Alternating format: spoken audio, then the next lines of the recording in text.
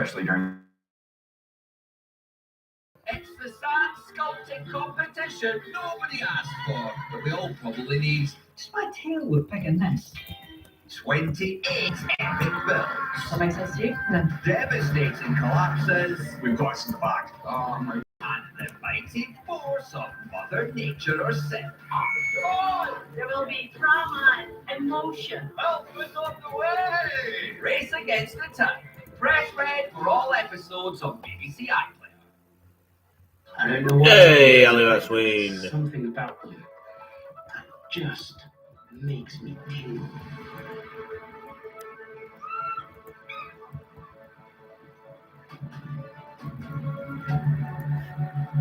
Did you see that? This is why I love Birds of Prey. Hamza, African Birds of Prey. Sunday the 30th of August on BBC One and iPlayer.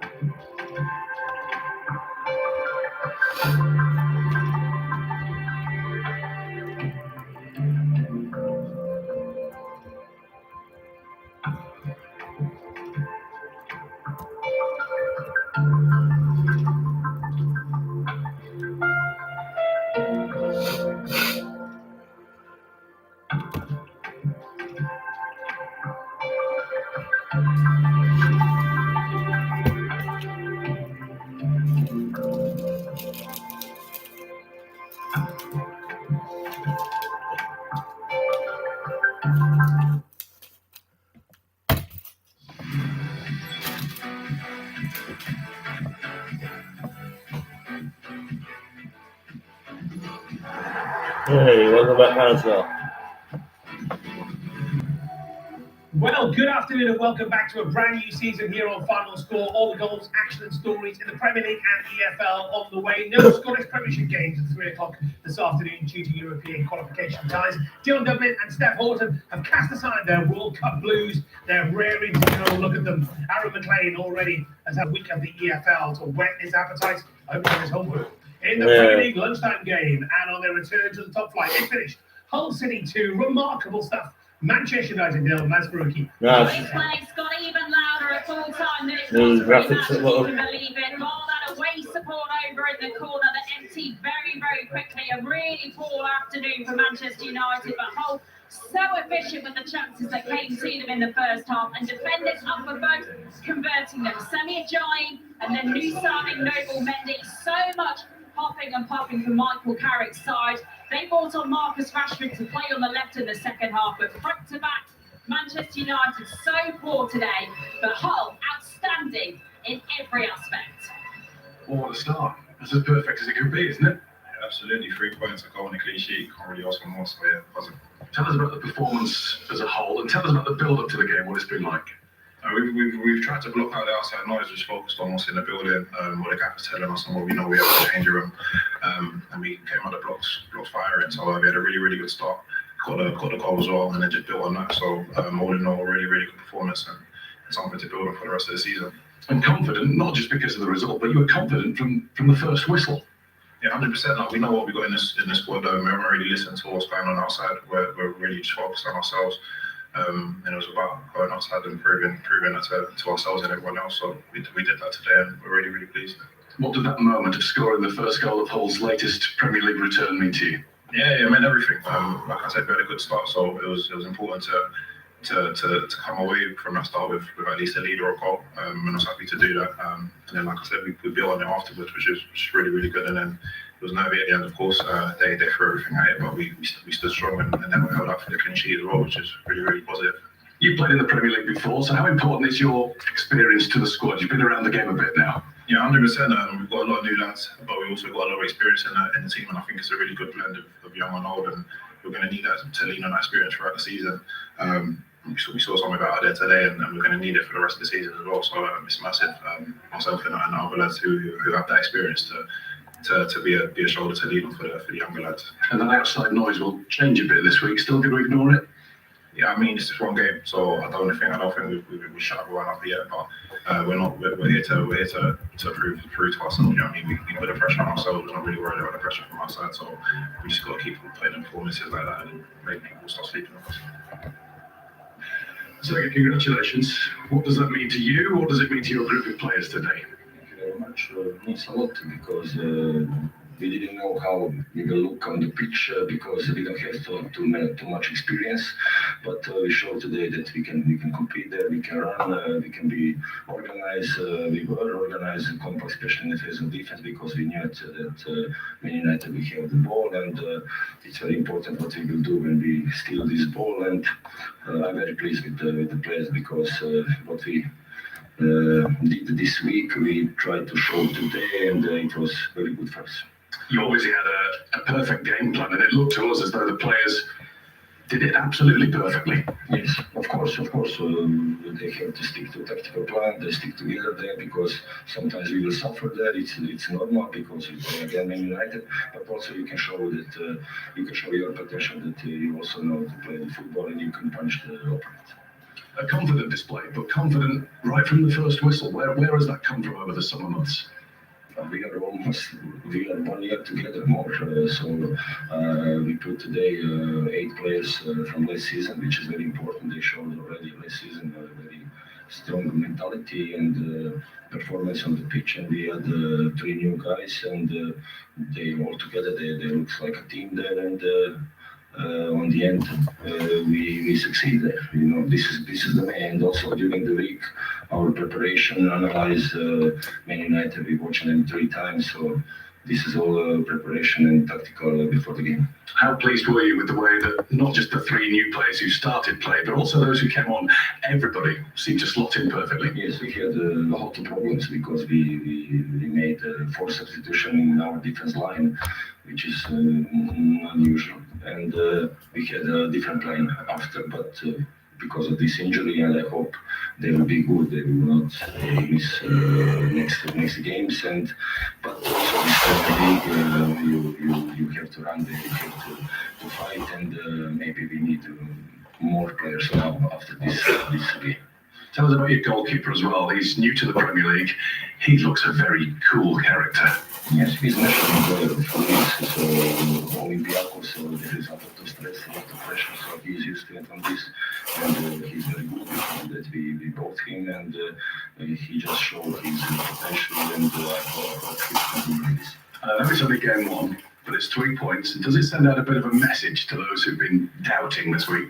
Yeah, but this is football, you know. This is not professionals. We are practicing every day to express ourselves on the pitch, and like I said, it's a big motivation for us to prove the people they are wrong, and because 11v11 we will do everything, and it's a big boost for us for the next games. I know it's 37 to go. It's a lot of games, but this is a good base for the future.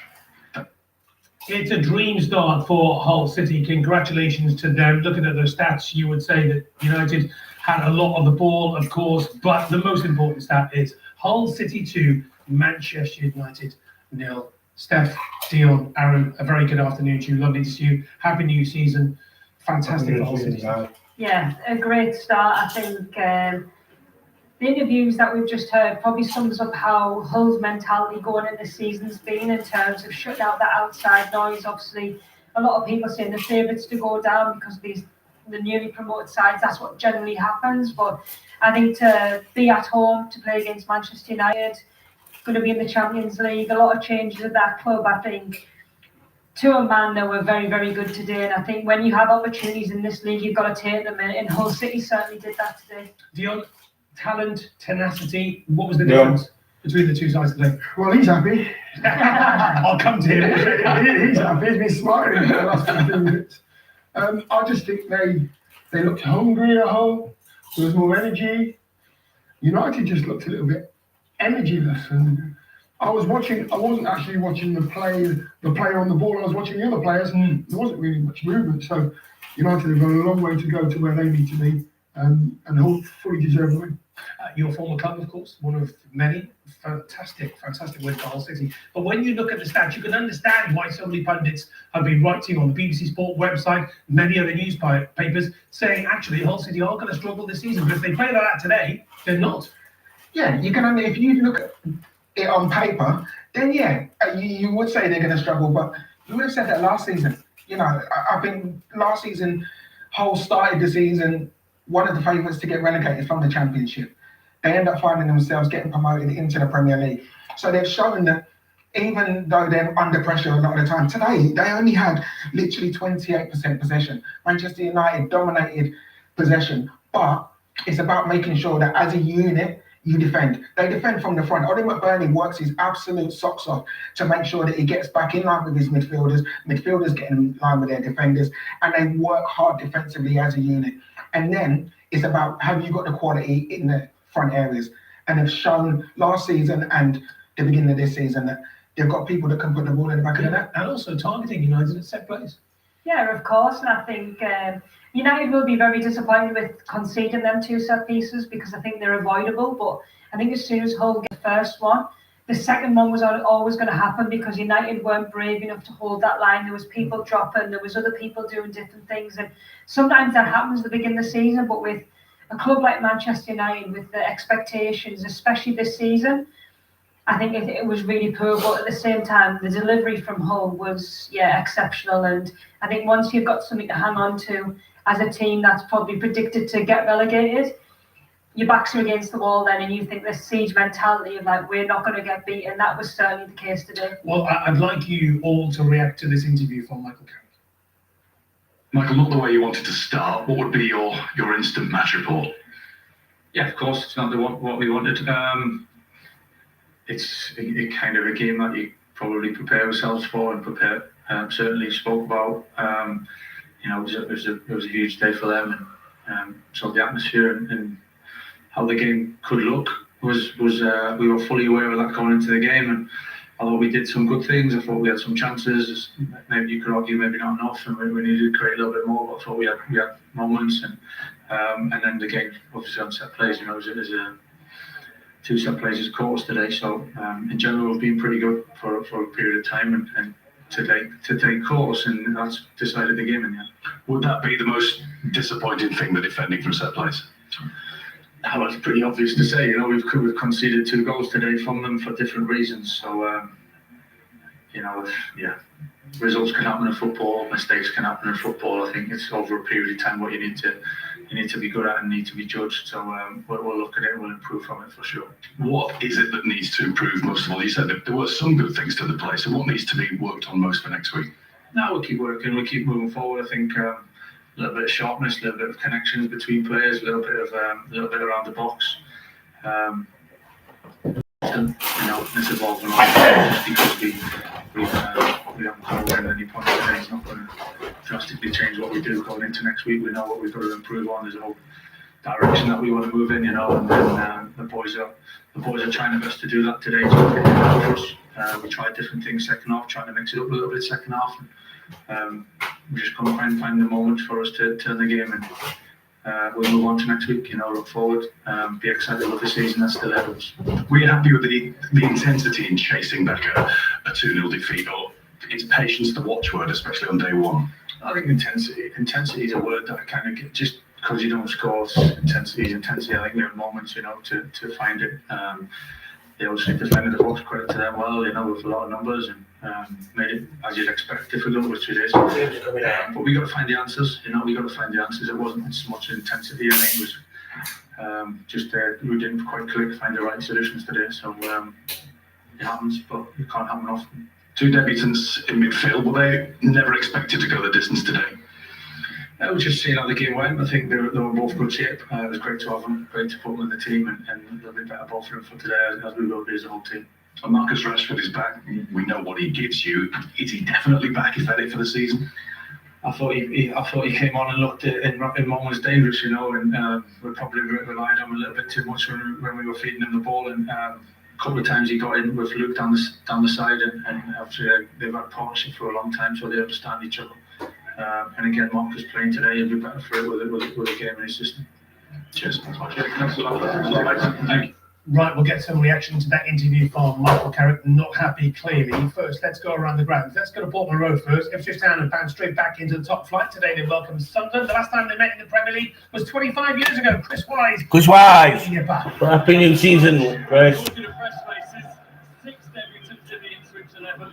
They have been one of the Premier League's big spenders. Over £150 million on new recruits. The most expensive of them, Paraguayan Julio Enciso, who returns for a second spell at the club and starts here for new boss Gary O'Neill. And Sunderland, of course, went on a splurge 12 months ago themselves after promotion. And look at the riches it's brought them. European football for the first time in more than 50 years. Thomas Grubier makes his Sunderland debut today. Chris go well. Oliver Glasner moved into the managerial hot seat at Forest over the No, Forest late.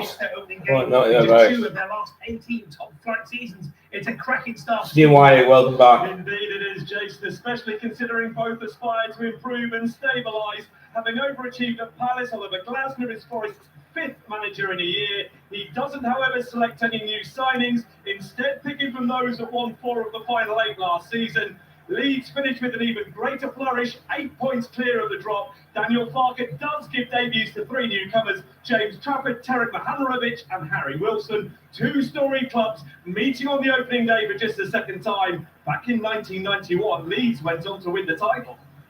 Looking forward to that one. Thank you, Stephen. Frenchman Pierre Sarge takes Everton and Crystal Palace, Everton have lost their last 4 opening league games without scoring. No top flight team has ever done that on 5 occasions. Sarah McCarrins. Yes, it's not a record they will want, Jason. There was disappointment at how they finished last season, falling out of European contention. Summer signing Hayden Hackney makes his Premier League debut with Everton. Christian Norgard doesn't make the team with injury, while Brennan Johnson, formerly of Palace, is on the bench. There's lots of crossover with the two teams because Dwight McNeil starts for his new side, Palace. Dean Henderson, he has been passed fit late on to starting goal, but they are without their top scorer last season, Ismail Assar, amid links with a move to Galatasaray. Sarah, thank you. Don't forget you can get involved in the discussion this afternoon on the live football page on the BBC Sport website and app. You can follow all the action, read comments from our pundits and commentators across TV, radio and online, and get updates and news on all the goals. Scan the QR code on the screen. It will also be on the bottom left of your screen throughout the programme to join in. You can add your thoughts to the discussion. And we'd love to hear from you as well. You can send in your questions to our pundits, Dion, Steph and Aaron here in the studio. Right, as I said, Dion, I wouldn't mind getting your reaction to what you heard from Michael Carrick. You can clearly hear in his voice so disappointed with that start. Yeah, you can't hear disappointment, but they could have won the game and he'd still be as cool as that. He's quite a level-headed young manager. I think inside he's thinking, I think a lot of the players didn't really put a shift in today. Otherwise they looked really sort of sluggish and not on it. And we were watching the game and we thought, oh, they're a little bit laboured. And Hull they were just bouncing about. They literally played some incredible football with being on the front foot as well. That's so hard. Because when you're on the front foot, when you haven't got the ball, you have to go with pace. And when you get the ball back, you have to calm down. They did exactly that. I think he's just maybe slightly embarrassed as well, I would imagine. By that performance. And you expect set plays, don't you? Especially teams that come up from the Championship, where it is a tougher league. And especially if they've done their homework, they will think, we've got a chance against these sides. Yeah, and especially with Hull, I think they're not going to possess the ball as much as what Man United were going to today. I think Man United had over 70% possession, which I think that shows the dominance in the game. So when you get a chance to have a set piece in and around the box, the things that you can work on in the training ground, and they proved really important. And I think now, going forward, Hull practice them even more because of the chance to score, but also other teams will become wary because they've scored 2 with 2 amazing chances. What will it be like in Hull tonight? Oh, it'll be bouncing. It'll be bouncing. But listen, they would have been not expecting to get something, but they would have fancied their chances.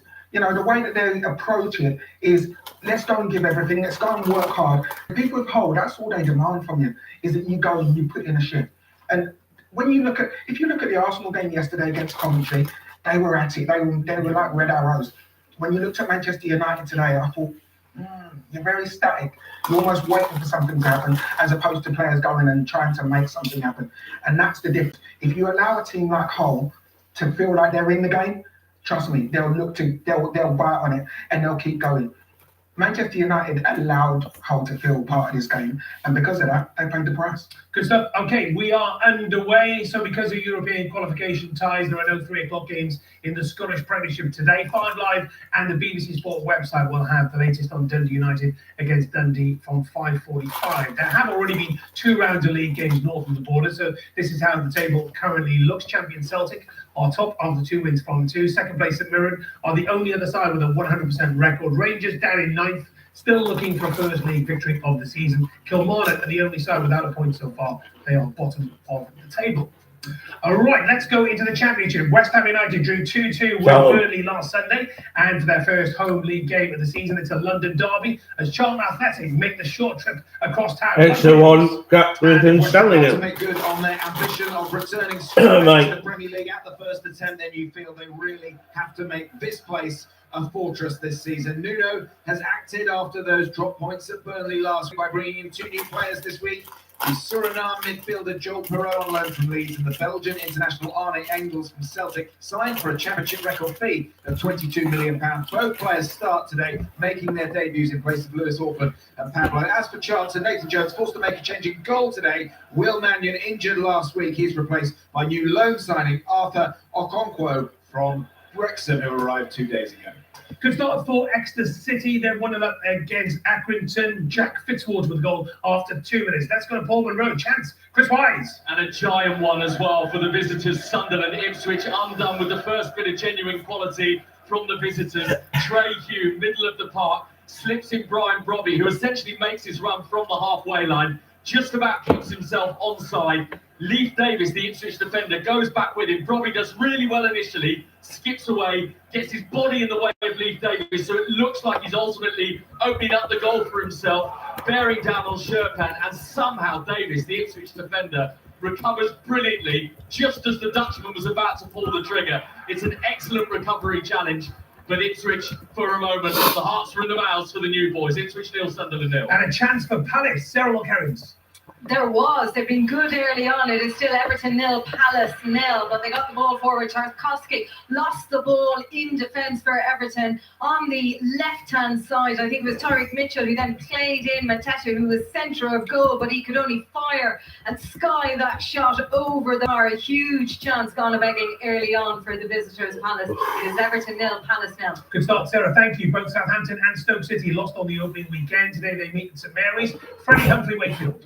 Humphrey Wakefield, welcome There was back. 3 changes made to the starting 11 by Tonda Eckert for Southampton, most notably Finn Azaz making his 50th appearance in a red and white striped shirt. For Mark Robbins, there's 5 changes to his Stoke City 11 after their opening day defeat against Swansea. Most notably, debuts for George Hurst and Ben Johnson, both signed from Ipswich Town during the week. It's Southampton 0, Stoke City 0. Blackburn Rovers opened with a spirited 2-2 draw at Wolves. Middlesbrough beat Lincoln City 2-1 and already look like promotion contenders. Good afternoon, John Bennett. John Good Bennett. afternoon, Jason. Yes, especially because of their star signing who has hit the ground running. Will Lancashire has scored all 3 of Borough's goals so far this season, giving them the clinical finishing that perhaps they lacked last season. But Blackburn have their own informed striker, Andre Gudjonsson, who also scored in both of the opening games. So all eyes on them, but also on Tony Mowbray, his first home game back as Blackburn boss against the club where he's a legend. Great game so far. It's end-to-end. Alabioso of Blackburn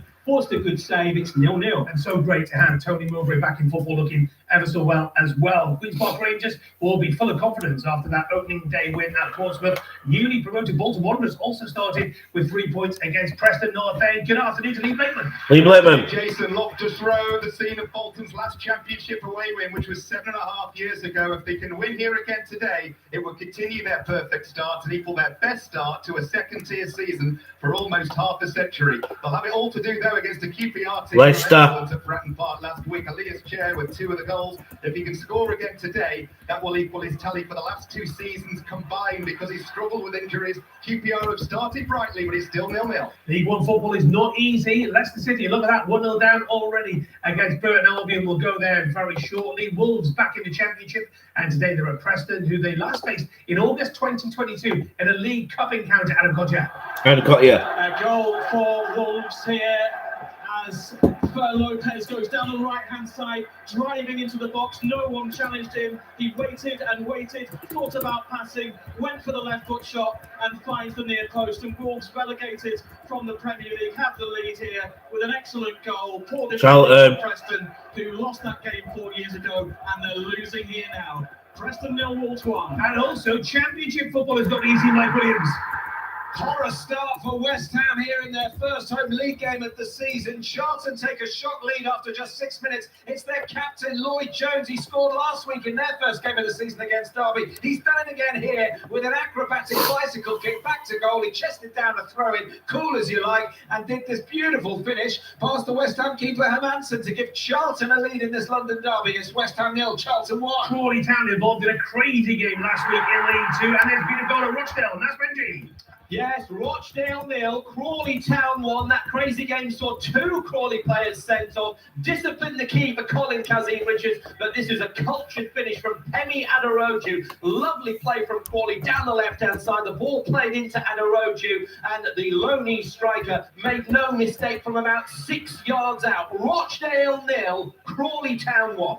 Championship goal at Southampton, Freddie Humphrey Wakefield.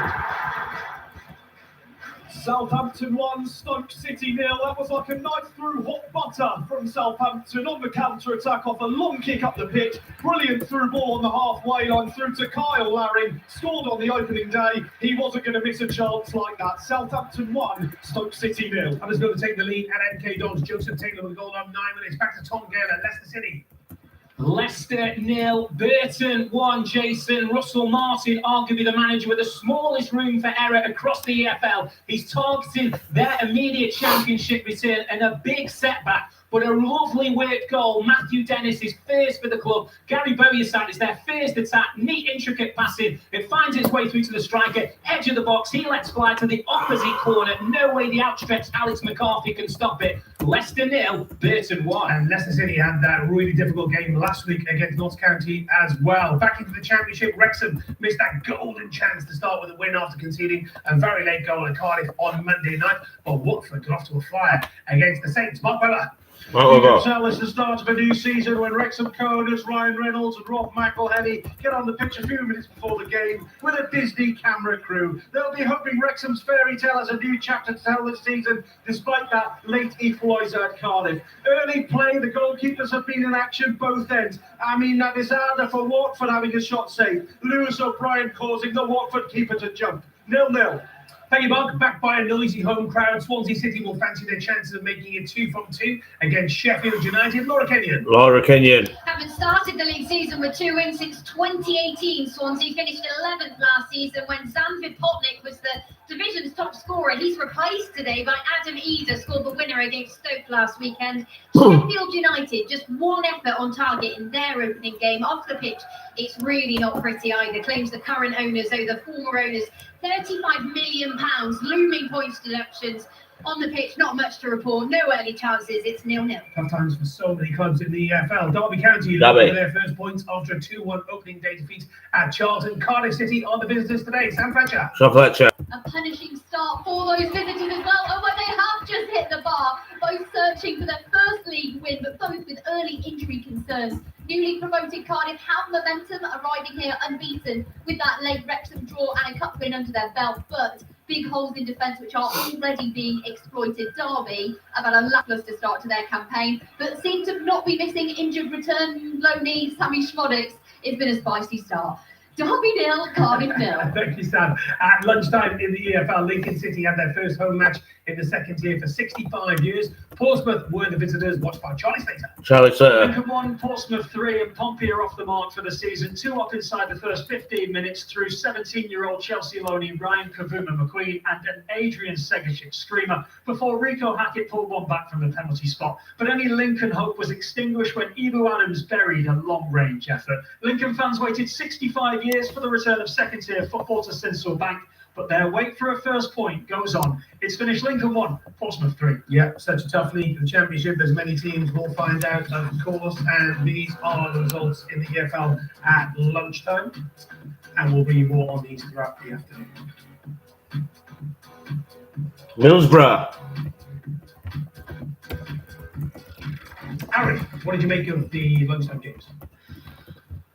Well, now I'm looking at the results from, first of all, the Championship, and I've got to say, I'm worried about Lincoln. I'm worried about Lincoln. Coming into a new league, I watched their game against Middlesbrough last week, and I thought first half they gave a great account of themselves, got themselves in front, and then you could just feel that Middlesbrough were going to overtake, conceded a late goal.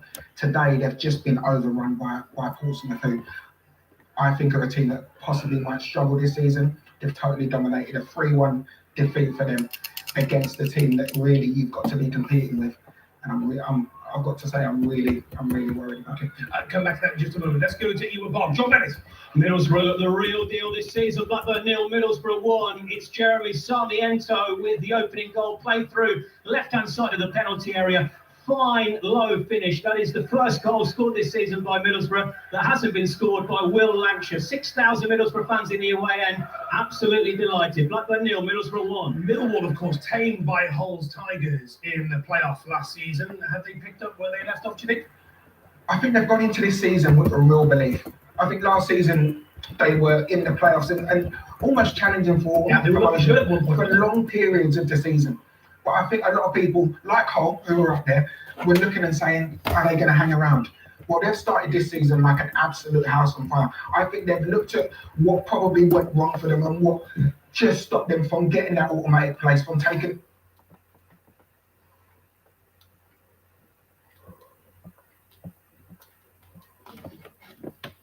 Both games so far this season, back-to-back wins, and they're just overrunning teams. They are going to be in the hunt very much. I want to ask you about Luton Town in just a moment, but first let's go to the racecourse. There's been a goal. Blackburn. The dream has turned into a nightmare. 13 minutes in, it's Wrexham 0, Watford 1, and an unmarked Luca Cairngard brought into this side.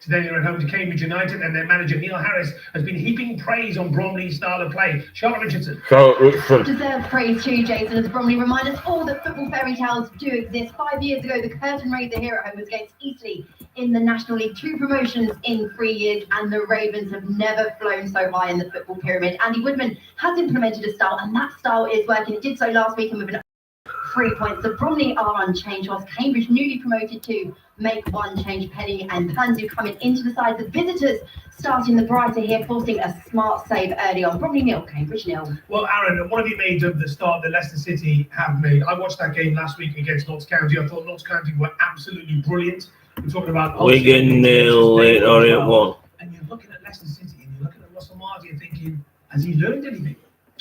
I think that he's under huge pressure. Russell's a former teammate of mine and somebody who I love the way that he plays football, the way that he sets his teams up. But the problem is that if you're going to set up like that and you're going to look to dominate the ball and play total football, you have to win games. You know, I think it was fantastic with Southampton. He's gone into a really difficult situation. 10 years ago, Leicester were in the Premier League. Now they find themselves in League One with huge expectancy. They're expecting not just to bounce back to the Championship, but to win the league. And at the moment, they're not doing that. Not just in the Premier League, but winning the title. Winning the Premier League title, and look at them now. Yeah, and listen, that's not Russell Martin's fault. It's not his fault why they find themselves where they are. But the problem is that once you sit in that chair, it's all down to you. You have to go out, you have to set the team up, you have to bring the right players in, and you have to win. When you're a team that has been right at the top, you have to win. And I was very critical of Leicester last season. I thought in terms of their players, their application was absolutely disgusting. I'll go as far as to say it was disgusting. Some of them look like They didn't apply themselves in the right way. They had players that thought they were better than they were, or felt that they should have been at a higher level, but didn't go out and perform. This season, they have to put all that behind them. They have to go out and just show the qualities that has brought them to the football club. They've got some good players there, some very, very talented boys there.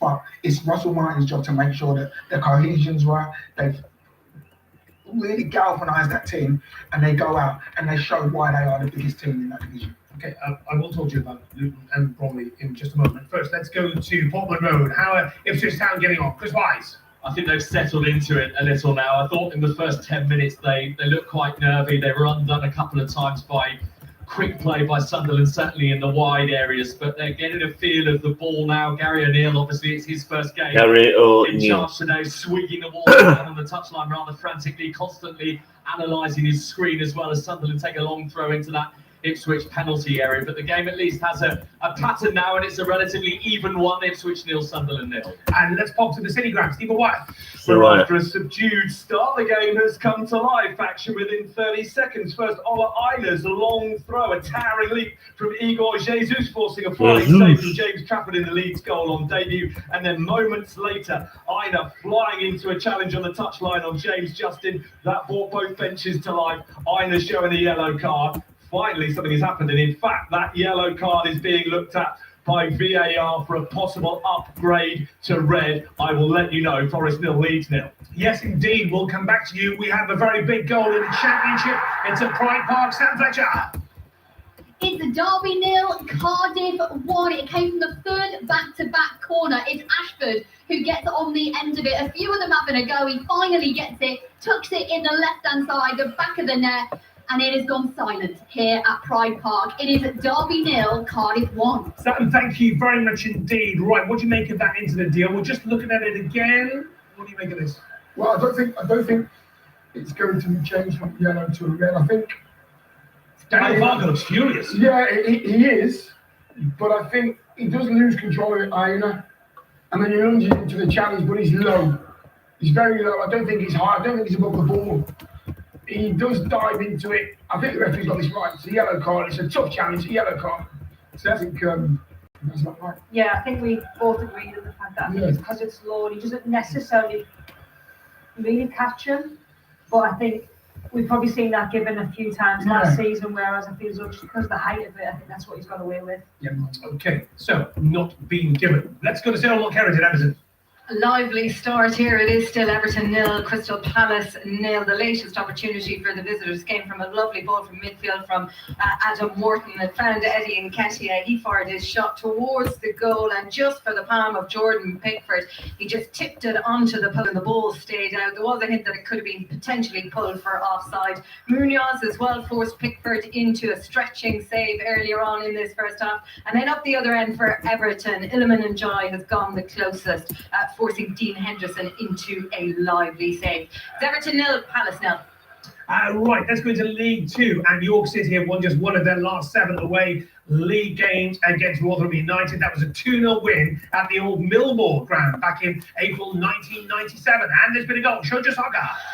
Yeah, that demolition of the old Millmore ground began this week. But here it is Rotherham 1, York 0. Just a moment ago, it was Jan Otto, the Rotherham left back, who stole in at the front post to convert a corner right into the net. York have been well on top for the last 10 minutes or so, but it's Rotherham who have taken the lead here. Johan Otto who has given them the lead. Rotherham 1, York 0. Yeah, as Shojo said, the old Millmore ground has been demolished this week, and pictures are on the BBC Sport and BBC News website if you want to have a look at that. If you've got memories of going to Millmore, of course. What do you think's going to happen in League Two this year? Exciting stuff. It is exciting. I think you look at the teams that have come up in York and Rochdale. I think they're going to be both at different ends of the scale. I think York are going to be looking to try and kick on from where they were last year. Can they go on and get back-to-back promotions? I think it was really interesting that they sacked Stuart Maynard during the summer, a month before the season kicks off, and bringing in a new manager. It's weird that you get a team sack a manager when he's just got you a promotion. But they brought Scott Lindsay in, and he has to get results. Got a great result in his first game, but to win the punters over, he's going to have to make sure that they are right up their challenge. Are there any teams that you've seen who are who got relegated from League One, who you think I'm fancying them for automatic promotion straight back to League One? No. Is my That's what honest makes it answer. so fascinating, Yeah, isn't it? I think that the teams that have come down have probably come down because that's their level, and they're going to have to do a lot to show me that that's not correct. I've spoken to Alex Bruce, who's obviously gone in at Rotherham now, and it's a tough job, you know, in terms of the players that he's got to work with, the budget that he's got to work with. It's a really difficult job, and that is wide open, that league. I think the teams like your Chesterfields and your Barnets, I think they're going to be looking at it this season and saying, do you know what, we can have a right go at it. Because any of those teams that were in and around it challenging, you know, your Swindons, I think they're going to be looking and saying, do you know what, we can get out of this league this year. Yeah, okay, good stuff, Aaron. Thank you very much indeed. Wrexham level, Mark Webber. It is 1-1, and it's a goal for Danny Imrie. The ball coming in on the left from Kiefer Moore. It gets into the area, and Danny Imrie is ready to pounce on it and shoot through a crowded area, and in the net it goes. It's 1-1. Right, let's bring you right to today with a few goals have gone in the Vinny printer as well. Swindon Town 1, Cheltenham 0, Aaron Drynham with the goal. Port Vale in front against Tranmere Rovers, George Byers from the spot. And Rotherham United 1, York City 0, as we heard earlier. Oldham are in front against Colchester United. Blackpool have the lead against Stockport County. Tom Bloxham with a goal on 22 minutes. You are back up to date. Off we go to Chris Wise. Chris Wise. Switch running through with Enciso, who squares it across, and there it goes from Everton on his debut to give Ipswich the lead. Their first goal since returning to the Premier League, and it was a swift Ipswich attack after a cheap giveaway in midfield by Sunderland. Enciso did brilliantly, skipped the first challenge, had the awareness to pick out Everton inside the penalty area, who frankly couldn't miss the Brazilian on the running after his £24 million move from Toulouse. And let's Portman Road, it's roaring, it's Ipswich 1, Sunderland 0. Portman Road is absolutely rocking. Steph, I was looking at the Vinny printer and I was trying to get to the goals as quickly as I could, because the other screen I've got next to my Vinny printer is Ipswich Sunderland. I can see Ipswich on the counter-attack here, thinking something might come of this. I mean, goodness me, how much space. Yeah, I mean, this is going against them on a play, for being honest. Sunderland have been really good so far, but I think 09 trying to play that ball into midfield gets cut out. Dan Ballard, I think he makes the wrong decision to try and dive in and try and win the ball, which allows Cisco to cut back in. But to be honest, Ipswich have been in that position, have been in the block so far, and they've took the chance. And this is what happens at this league. I think mistakes get punished, and that was a mistake from 09. Yeah, electric break from Ipswich. Yeah, just getting players in the right place at the right time. Just sloppy. It's a little bit of sloppy. Trying to play a pass. When you're the last man, you cannot play those kind of passes. You've got no support around you at all. And Ipswich made it look pretty simple. You draw the player towards you, draw the goalkeeper towards you, roll it into the centre of the goal. Just go to the back of the net. Simple goal. Unnecessary one. Yeah, Steph, one of the things that I keep hearing about Sunderland is second season syndrome. Are you worried about that, especially given the European qualification this year? I think ideally, as a Sunderland fan, you probably would want a few more numbers through the door just to add to the squad and to bolster that, especially with European football coming. But I think from this performance, even though we 1-0 down, we're quite comfortable and we know what we're doing. And these players have been through this before, so I'm quite confident, but it's a long season. It is indeed. There was a little incident that I saw the corner of my eye, and I think it's being checked at Everton. Sarah Mulkerrins. Yeah, we're just trying to figure out here in the stadium what is going on, because there's been a couple of checks within this potential penalty call. The ball played into the area from Mikalenko. Initially, there was a challenge on Jared Brantwaite from Canvo, but the referee seemed happy for that to carry on. But it's actually coming from the ball arriving in first between Munoz, I think, and one of the Everton players, and they're now checking for a possible offside. There's discussions ongoing between Henderson and the referee Paul Tierney on the pitch to try and figure this out. So we will see whether a potential penalty could be given. As things stand, it is Everton 0, Palace 0. Thank you so much. Let's go to the City Ground. I think there's a check there, Stephen Wyeth. A check that has quickly been dealt with for what Leeds hoped briefly would be a debut goal for Harry Wilson at the end of what was the outstanding move of the match. The ball played out to Jayden Bogle overlapping on the right-hand side. He cushioned the ball across the face of goal. It was feathered in by Wilson, but from a very marginal offside position. The excitement has come in fits and starts. There hasn't been quite enough of it so far, Jason. It remains Forest 0, Leeds 0. Well, Forest, big rivals, Derby County are level. Sam Fletcher. Yes, it's Derby 1, Cardiff 1. It's Carlton Morris, last season's top goal scorer. Gets his first of the season. Ran up from the midfield, played on by Bobby Clark. Made it look easy, to be honest. Tipped it past the Cardiff keeper. Bottom left. It's all level. Derby 1, Cardiff 1. And we've got a goal at Southampton. Stoke, Freddie Humphrey-Wakefield. Where it's Southampton 1, Stoke City 1. A fast-flowing counter-attack from Stoke. It found Bajan Ho in the centre pitch. Skipped 2 challenges. Played it out to Gallagher on the right-hand side, who fizzed a low cross along the 18-yard box. Missed everyone, but not Ethan Galbraith, who taps in from close range. Southampton 1, Stoke 1. Oh my goodness, Leicester City, what is going on? Tom Gale. Leicester 0, Burton 2, Jason. I'm looking at Russell Martin, edge of his technical area, hands in his pockets, and 2 excellent goals, it has to be said, for the visitors. But the second one in particular, Leicester in possession, dispossessed by Webster. Dennis Mitts inroads into the penalty area, but the ball falls to Kegs Choke, takes a touch and lets fly. Alex McCarthy's yet to make a save. He's done nothing about the 2 goals for reserve. Leicester 0, Burton 2. This is unbelievable. What an awful start of the season for Leicester City. Let's just go back to Everton Palace. Elmo Carrins. Yeah, still 0-0 and no penalty awarded. It was not given because of the offside for Jared Brantwaite in the build-up to that, in which he was eventually fouled by the Crystal Palace player. So it is Everton 0, Crystal Palace 0. Checking possible penalty at Everton they were. Dion, what did you see? Yeah, not for me. I think he's far too close, to be honest with you. We'll see, because the referee's got his hands on his hips and he's getting information in his ears. Got players around him. I don't think it is. Yeah. What do you think? The referee's just cracked on with the game and just let the boys get away from him, and he's put the ball down and just playing the game. I think it's been an even game. It's very edgy. All the teams, all the games that we're watching here, nobody's really committed. They're all thinking, let's not lose the game rather than let's go and win the game. So a lot of them really in the balance. Is that normal, Dion, on opening day? Yeah, it is normal, apart from Arsenal and Hull. who actually gone through it. I just think that it's natural to think, right, yeah, let's get off to a point. Get out to a good start. Yeah. And see what happens. Yeah. So, yeah, I think a pretty even game. I think players are starting to get into the rhythm, which is generally the case in terms of first game of the season. But I think Everton, in terms of the offside, I think it was offside here. Barry was offside, and you can see that. And yeah, pretty even game so far.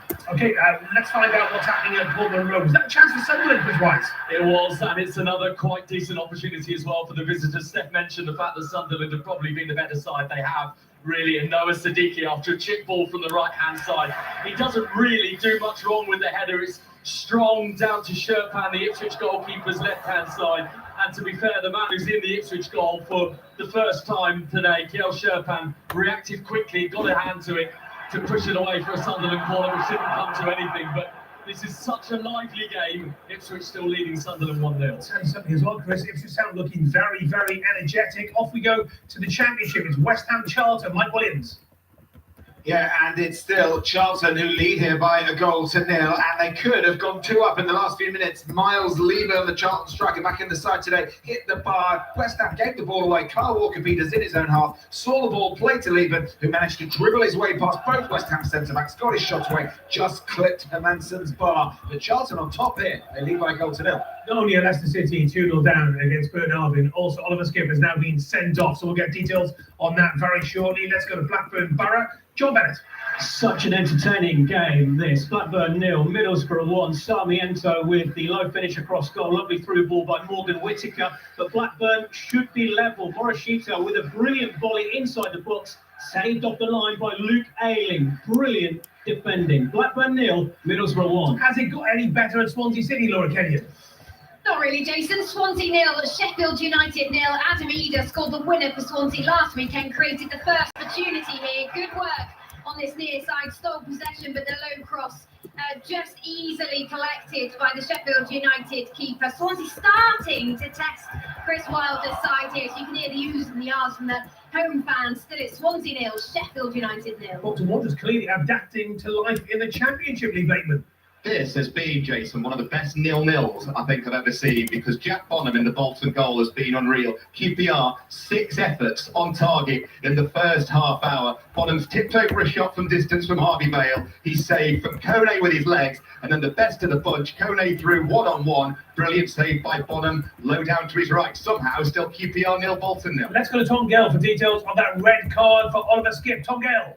Leicester 0, Burton 2, Russell Martin's side down to 10 men. Oliver Skipp, and viewers will know, perhaps one of the most experienced players in League One. He's been in the Premier League, the Championship, and he's going for a ball. He gets nowhere near it. It's a high boot which catches his opponent in the abdomen. The referee bent on it, took no hesitation in reaching for his back pocket. It's an awful long way back for Russell Martin's side. Leicester 0, Burton 2. Terrible start. Back to the Championship. Let's head to Deepdale. And Kotia. Preston 0, Wolves 1. Preston invested in a new pitch in the summer, but they've given their opponents too much room, particularly when they conceded here with a turn on the halfway line from Fer Lopez. He ran all the way to the edge of the Preston box and scored from it. Now Raul Jimenez has flicked wide. Callum Lang for Preston has come close with a header. Preston 0, Wolves 1. We should go to League 2 because Crawley Town took an early lead. Are they still 1-0 up? That's Benji. They certainly are. Rochdale 0, Crawley 1. It's a good game, this. At the other end, by the way, Ryan East sauntered his way through. His shot was blocked. We've seen great work from Crawley from Osman Kamara. He put a ball into the box across the face of goal. There was no Crawley attacker there. And Dijon Brown as well with a cross in at the other end. And it was missed by Adebayo. Really, really good game, end to end. Both sides having a go. Rochdale 0, Crawley 1. Some famous faces at Portman Road today, Chris Wise. Yeah, there certainly will be, Chase, though I'm not sure when you'll be getting here this season to fall into that category. Who scored the Ipswich goal, has just shown some brilliant feet on the left wing. Took 2 Sunderland defenders essentially out of the game by manipulating the ball so quickly between his feet, then pulled it back for Enciso, who sent it over the top of the bar. So those 2 players who combined for the Ipswich goal seem to have a relationship building already in Ipswich, with a lead to build on over Sunderland. Yeah, Matty Holland is there, looking very, very happy at Ipswich Town starts this afternoon against Sunderland to the City Ground. Stephen Wyeth. Well, it's still Nottingham Forest 0, Leeds 0, and it's still a game that hasn't quite come to life as yet. Morgan kicks wide, has flashed a volley well wide of the target from the edge of the penalty area, and Forest are relying very much on Ola Einer's long throws to cause confusion. Leeds, when they got the ball, have looked ambitious with it, without threatening beyond Harry Wilson's finish from an offside position. Forest 0, Leeds 0. Oh, good chance for Everton. Sarah Mulkerrins. A great chance gone a begging. It's still Everton 0, Crystal Palace 0. The ball coming in from a Mikolenko throw in, and it was Tyreek George, who's getting lots of cheers here at the Hill Dickinson Stadium, who just dragged the shot past the face of goal from the left-hand side. He knows that he's missed an opportunity. Everton 0, Palace 0. What a fantastic start, by the way, for Ipswich Town, and of course Hull City. If you're just tuning in, good afternoon to you. Hull City beating Manchester United by 2-0 in the Premier League lunchtime kickoff. It's traditional final score at this time of the show on the opening day, where we get a few predictions from our pundits here in the studio. Who do you think's winning the league? Who do you think's qualifying for the Champions League? Who do you think's going down? It gives me ammunition for halfway through the season and at the end. What we said, who's going to win the league first? Take your pick. Yeah. Where do you want to go first? It has to be Arsenal. I think even just off last night's performance, the signings that they've made, I think in terms of the same manager, what they did last season, I think from a mentality point of view, the feeling of winning the league, but also being a little bit freer now, because that kind of, it's off your back now. You've won the league and you've added more quality to the squad. I think in terms of squad depth, I look at their squad as probably one of the strongest, so I have to say Arsenal to win the league. So that's winning the league, because remember, Dion, as well, last season a lot of the pundits sat here and said Liverpool are going to retain their crown. That didn't happen. Yeah. Well, I think Liverpool's Arsenal's slightly. I mean, Arteta's looking over his shoulder and he's Eze and the quality of that. Unbelievable squad. Just to Zubimendi comes off the bench as well. I'm thinking, wow, they are going to be okay. I do think they are front runners, but everybody's chatting Chelsea and the Spurs have spent an absolute fortune on a lot of quality. Spurs have been terrible over the last 2 or 3 seasons. My boss is going mentally, I hear. Well, it's still lucky to be on the Premier League, let's face it. They're not going to Wasn't that winning I just think that Tottenham with their signings, they've been clever, they've looked at where they're weak, and I do believe they've got some real good quality in there. So they have to do something. Yeah. With all the money, they have to do something. Yeah. So where might they finish? What they're in your Spurs with what they've possible top 4? No, top 6. I think. Top 6. Yeah. I think realistically top 6. Yeah. With the quality they've signed, that's where they need to be. Yeah. 100%. Steph, relegation? After today, before today, I would have been like, It's not easy, is it? It's only a bit of fun. But look, let's face it, even though Hull City have had that fantastic win today, there are some very, very tough moments to come for them throughout the season, as Coventry City will find out, as they found out last night, and Ipswich Town. yeah, I mean, the odds are stacked against the promoted side just because of teams that have already been in the Premier League once have experienced that, but also the budget, the financial point of view in terms of how you're going to get them big players to come and how you're going to attract them. But look, anything's possible in this league, and we've seen that with Sunderland last season. Sunderland were odds on to go down, and they came away with the European place. So I think initially I would probably say them three, but I think this season is going to be the most competitive yet. We're going to go to West Ham United very shortly, Dion, but stay with me on this question. Is there going to be a side this year a bit like West Ham United last season? Because there are a number of people who are saying maybe it's Brentfordshire to go down. Maybe it will be West Ham United. Is there a team in the Premier League? I mean, West Ham are starting today in the Championship, of course. Is there a team you look at in the Premier League thinking, yes, they're established Premier League sides, you know, aside from the top 8, the traditional top 8, that you think might be in trouble this year? Yeah, well, Newcastle are in the top 8, and they are looking great at the moment. Fulham? Possibly. Yeah, Fulham as well. Fulham are quite a stable football club. Newcastle are quite erratic. They have gone down as well, so they've tasted what the championships. Lost a lot of quality, lost a very good manager. You know, and I just feel that it might be a club of that stature, might be a club of Fulham stature, with all due respect. We don't know until we've seen 2 or 3 games. Of course, they've got no chance at all. But on the outside looking in, Newcastle have lost a lot. Yeah, Sunderland's there. Yes. Careful. Yes. They just scored a free kick, that's why. No way, they haven't scored, have they? I didn't even know that. That's unbelievable. Unbelievable stuff. First, let's go to Everton. Sarah Wilkins. Oh, there was a huge opportunity just moments ago for Crystal Palace. It's still Everton 0, Palace 0, but a sweeping move through the centre. Eddie Nketiah came onto the ball in the area, crossed it to Jean-Philippe Mateta, who was being pressured by Branthwaite, and his effort front to goal hit the post. So it's still Everton 0, Crystal Palace 0. Oh, what a goal, Chris Wise! This is really special from Sunderland's Nilsson and Gulo. 1-1 the scoreline, and Sunderland's number 10 has just produced a free kick that is dripping in quality, slightly left of centre, 5 yards outside the penalty area, with his right foot up and over the wall and past the 6'9" frame of Kiel Sherpan in the Ipswich goal. Even the tallest player ever to play in the Premier League couldn't reach it with his great big wingspan. It's gone in off the underside of the crossbar. Very, very special to watch indeed. And that is a way to get your first Premier League goal of the season. Ipswich 1, Sunderland 1. Great stats from Chris Wise there. And a first goal for Sunderland. What a goal. Big goal at Pride Park. Sam Thatcher. It's Derby 1, Cardiff 2. It's on the counter. Ruben Colwell looked like it was all his. Passed out to left. Yusuf Selkek was right there. Drew Zetterstrom out, passed it home, and gets his first league goal of the season. It is Derby 1, Cardiff 2. York City level against Rotherham United. Blackpool now 2-0 up against Stockport County. Josh Bowler with a goal on 40 minutes. I mean, what a fantastic free kick that is. I mean, so that is, Steph, sensational. Yeah, in terms of where it is as well, Jason, for a right-footed player to be in that position, to get it over the wall, I think the pace does the keeper, and the fact it's just right underneath the bar. It's not necessarily right in the corner, but because he's hit it so sweet with such pace, the keeper can't get there. So fantastic free kick from Sunderland, and Gulo's been really lively this first half, and I think it's nothing less than Sunderland deserve. It's got wit, it's got precision. It's one of those, Dion, the more you see it, and because it comes off the underside of the bar as well, it just looks fantastic. Yeah, it does look very good. He's kind of set it off towards the keeper, and the keeper thinks he's okay, and then the whip hits the ball, and it just goes to the top left as you look at the goal.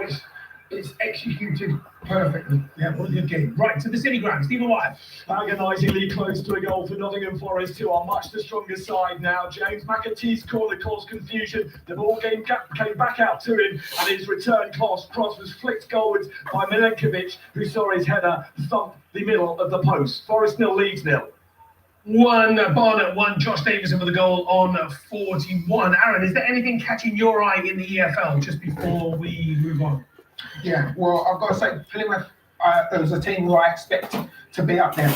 They lost Lawrence Alage, but they brought in Will Evans. He's scored today, and I think that they will. I think that they're a team that are going to be challenging. And Huddersfield, they beat AFC Wimbledon last season, winning against MK Dons today. I think they'll be in and around as well. Okay, big news from Everton. Sarah Mulcahy. A huge goal for the home sides just before the break. It is Everton 1, Crystal Palace 0. Kiernan Dewsbury Hall with a fantastic finish. Just moments before that, he thought he might have had a penalty shout when he got the ball in the area. And then just seconds later, in the same area, he was able to just curl and bend that ball across the face of the goal and pass to the keeper Henderson. Everton 1, Crystal Palace 0. Brilliant goal. Right, we're taking a very quick break, so viewers of BBC One can join us if you're watching on the iPlayer, our website, or app. Stay exactly where you shortly.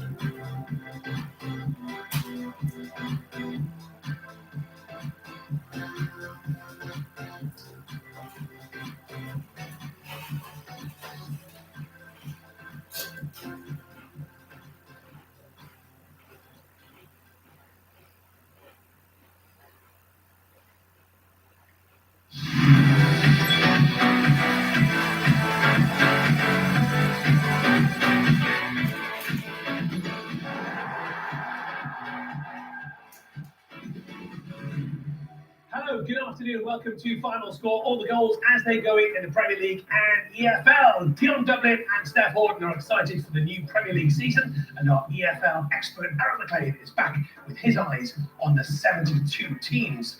At lunchtime in the Premier League, it finished Hull City 2, Manchester United 0. What a result for the Tigers, more on that very, very shortly. In the games currently underway, we'll start at Portman Road, Ipswich Town back in the Premier League against Sunderland. With the scoreline 1-1 between the two of them in a lively game and a really enthralling opening Premier League match of the season for these two. Ipswich with a new manager in Gary O'Neill, 6 debutants as well after heavy summer investment. And one of those new faces got the opening goal. Emerson, after 09, the Sunderland centre-half with a poor pass out, intercepted by Enciso, who squared it for Emerson inside the box to score. But Sunderland's equaliser, not only sparkling, but fully deserved as well. Nilson Angulo, his first ever goal for the club with a free kick off the under the side of the crossbar. Too quick for the 6'9" frame of Sherpan in the Ipswich goal. Even with his huge reach, it's been a fascinating watch. Ipswich 1, Sunderland 1. It's a brilliant start to the season at Ipswich Town against Sunderland. What about Forest Leeds United? Steve Wyatt. Well, not a bombastic start from either, considering they meet again in the Cup on Tuesday. It's had the feeling of a familiarisation for much of the half. The home side, though, have had the better. Close with two headers. Igor Jesus forcing a fine save out of James Trafford, and Nikola Milenkovic hitting the post. Leeds thought they'd scored when they were on top earlier on, only for debutant Harry Wilson to immediately see an offside flag raised. These two have hopes of an improved season, but arguably they need that today, an improvement. And we've seen a terrific goal at Everton against Crystal Palace. Sarah McCarrings. We certainly have. It is Everton 1, Crystal Palace 0. This is lively, entertaining, open-ended. Both of the sides capitalising on loose passes, so there's lots of breaking ball here. Kieran Dewsbury Hall, though, he's able to put the home side ahead just before the break. Left-hand side of the area, he just bent the ball around the keeper, Dean Henderson. Up the other end for Palace, though, they've had opportunities from Munoz and Ketia, Mateta. They've all gone really close, but just not been able to find the back of the net so far. So as things stand, with the Prime Minister Andy Burnham looking on as well, it is Everton 1, Crystal Palace 1. Yeah, there are lots of famous faces around the grounds this afternoon in the Premier League, and famous faces here in the studio as well. Happy new season to Aaron, to Dion, and to Steph. Great to see you. What have you been in the first half so far, Steph?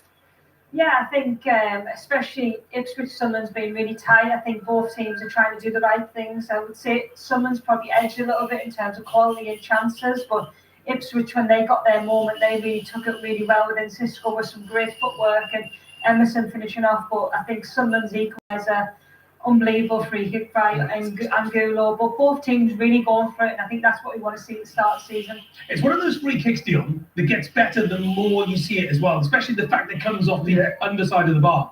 Yeah, because you get a chance to analyse it a little bit more, see the way he strikes the ball, he strikes it up, and sort of bottom right to top left, and he hits it, and he goes in towards the goalkeeper, but it then he just gets it absolutely spot on. The connection's great.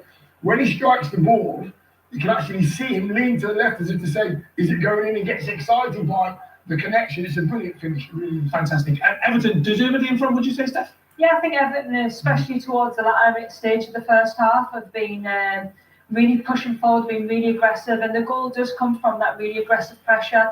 Armstrong winning the ball back, Crystal Palace trying to play back, trying to kind of set up the play, and I think an unbelievable finish by Kieran Dewsbury Hall. We know how good he was last season for Everton, but that left-footed strike that went straight across the keeper into the top corner, a perfect start for Everton. But I think in general, Palace had a few chances. Pickford really kind of helped Everton stay in the game, but I think Everton, the last 20 minutes, have been really on top. It was a beautiful strike. Right, it is half-time now at Paul Monroe. Chris Wise? Where the South Americans have come to Suffolk today. The Brazilian Emerson with the Ipswich goal, the Ecuadorian Nilson Angulo with that terrific Sunderland equaliser. And I think Paul Monroe thoroughly entertained with what it's seen so far.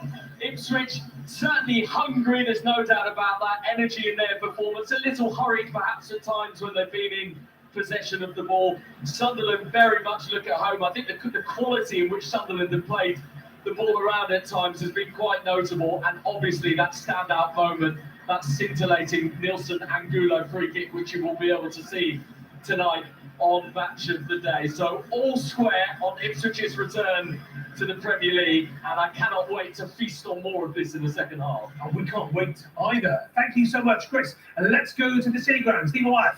Half-time, Forest 0, Leeds 0. Two sides that finished last season positively to ensure their top-flight status, and so far easing into the new campaign. Leeds arguably started the brighter. Harry Wilson as lively for them as he was in Fulham colours throughout last season. His finish from an offside position, the best we saw from the visitors. Forest were the team with the impetus, forcing the issue as the first half drew towards a conclusion, and were mightily frustrated when that leap from Nikola Milenkovic saw his header come back off the frame of the goal.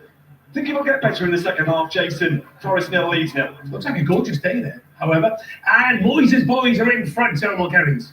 They are indeed. You might remember that Everton lost their last 4 opening league games without scoring. Before this match, Kieran Dewsbury Hall told me that they really needed to start strong, and he felt they were going to. He is the reason that they are ahead at the break. They lead 1-0 against Crystal Palace. His goal coming late on in this first half, left-hand side of the area, just curling the ball around Henderson. They had been playing positive, aggressive football. Iliman and Jai had an opportunity, and Branthwaite had a penalty shout waved away.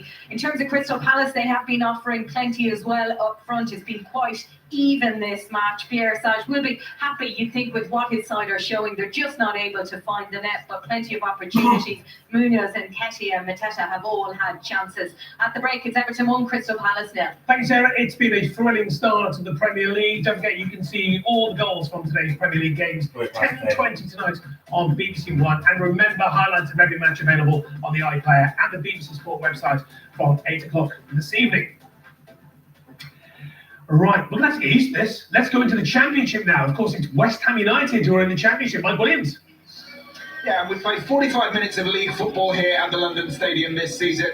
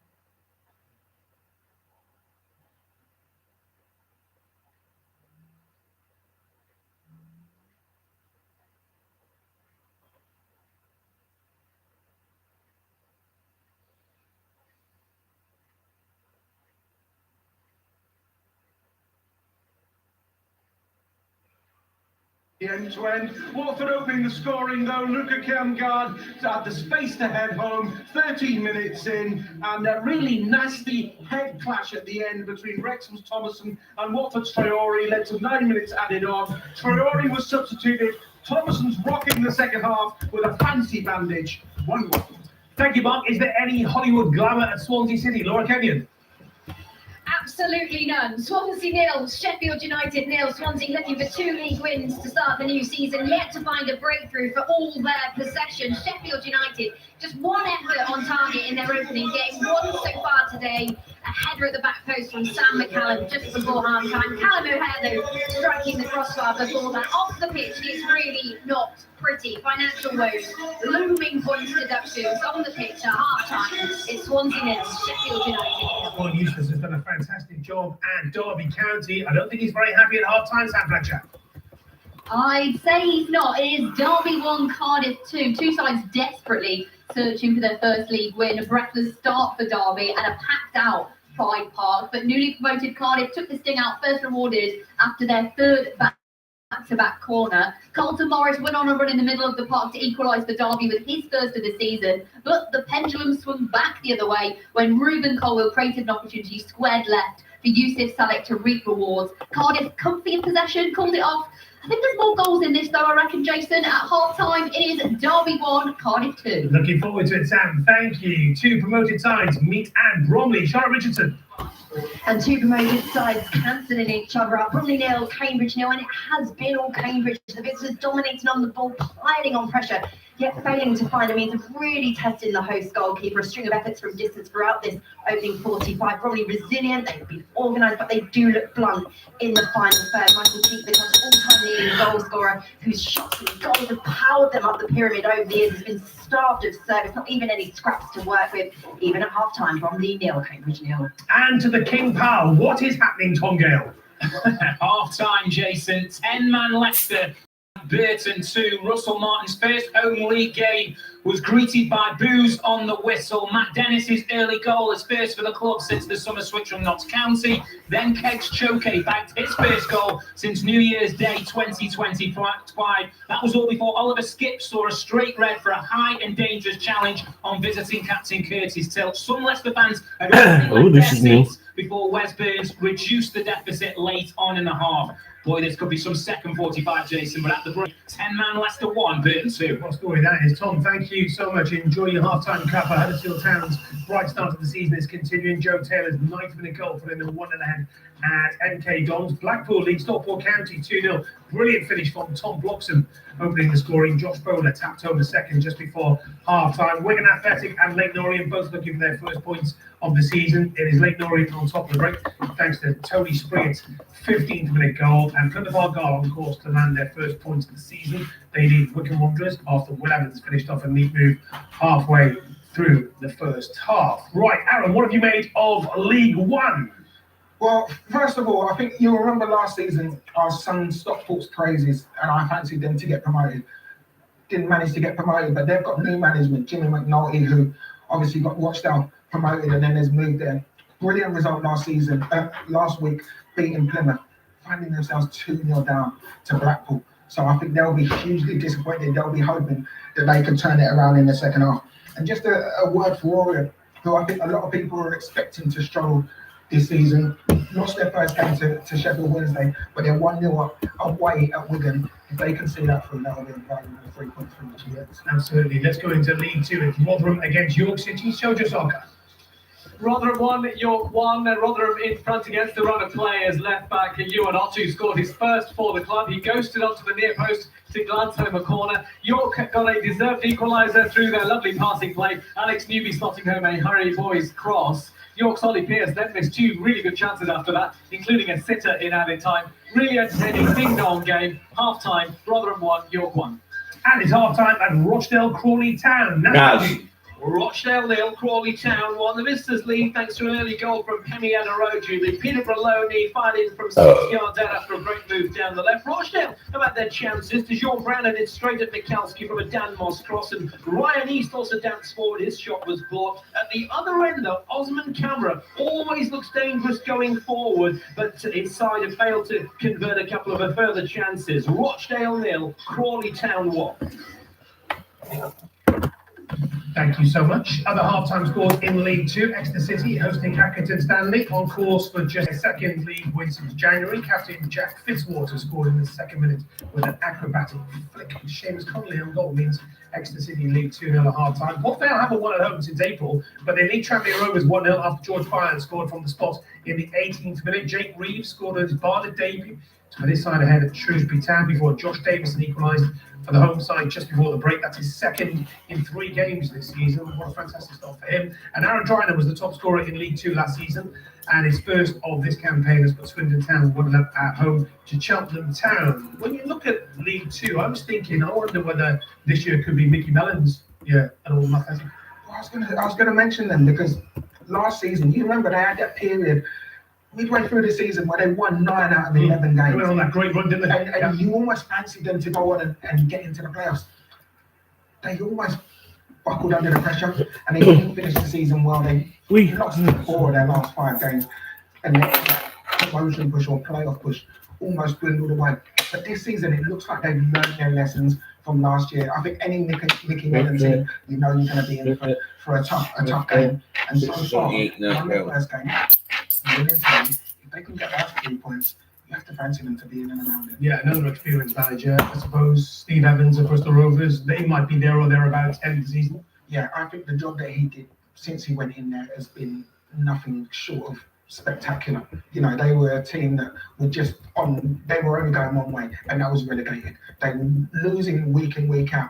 He went in there and straight away he's turned the tide around. They look like a team that they play on the front foot, they play expansive, and they score goals. So yeah, you've got to think that they're going to be in and out. And there's no one in League 2 that you look at and thinking immediate return to League 1. Immediate return? No. I think Exeter, if they can put a run together, you'll have to wait and see what kind of Rotherham you get. But I fancy Rotherham this year. Yeah, fantastic stuff. Just very quickly, then, what have you made of the first half today?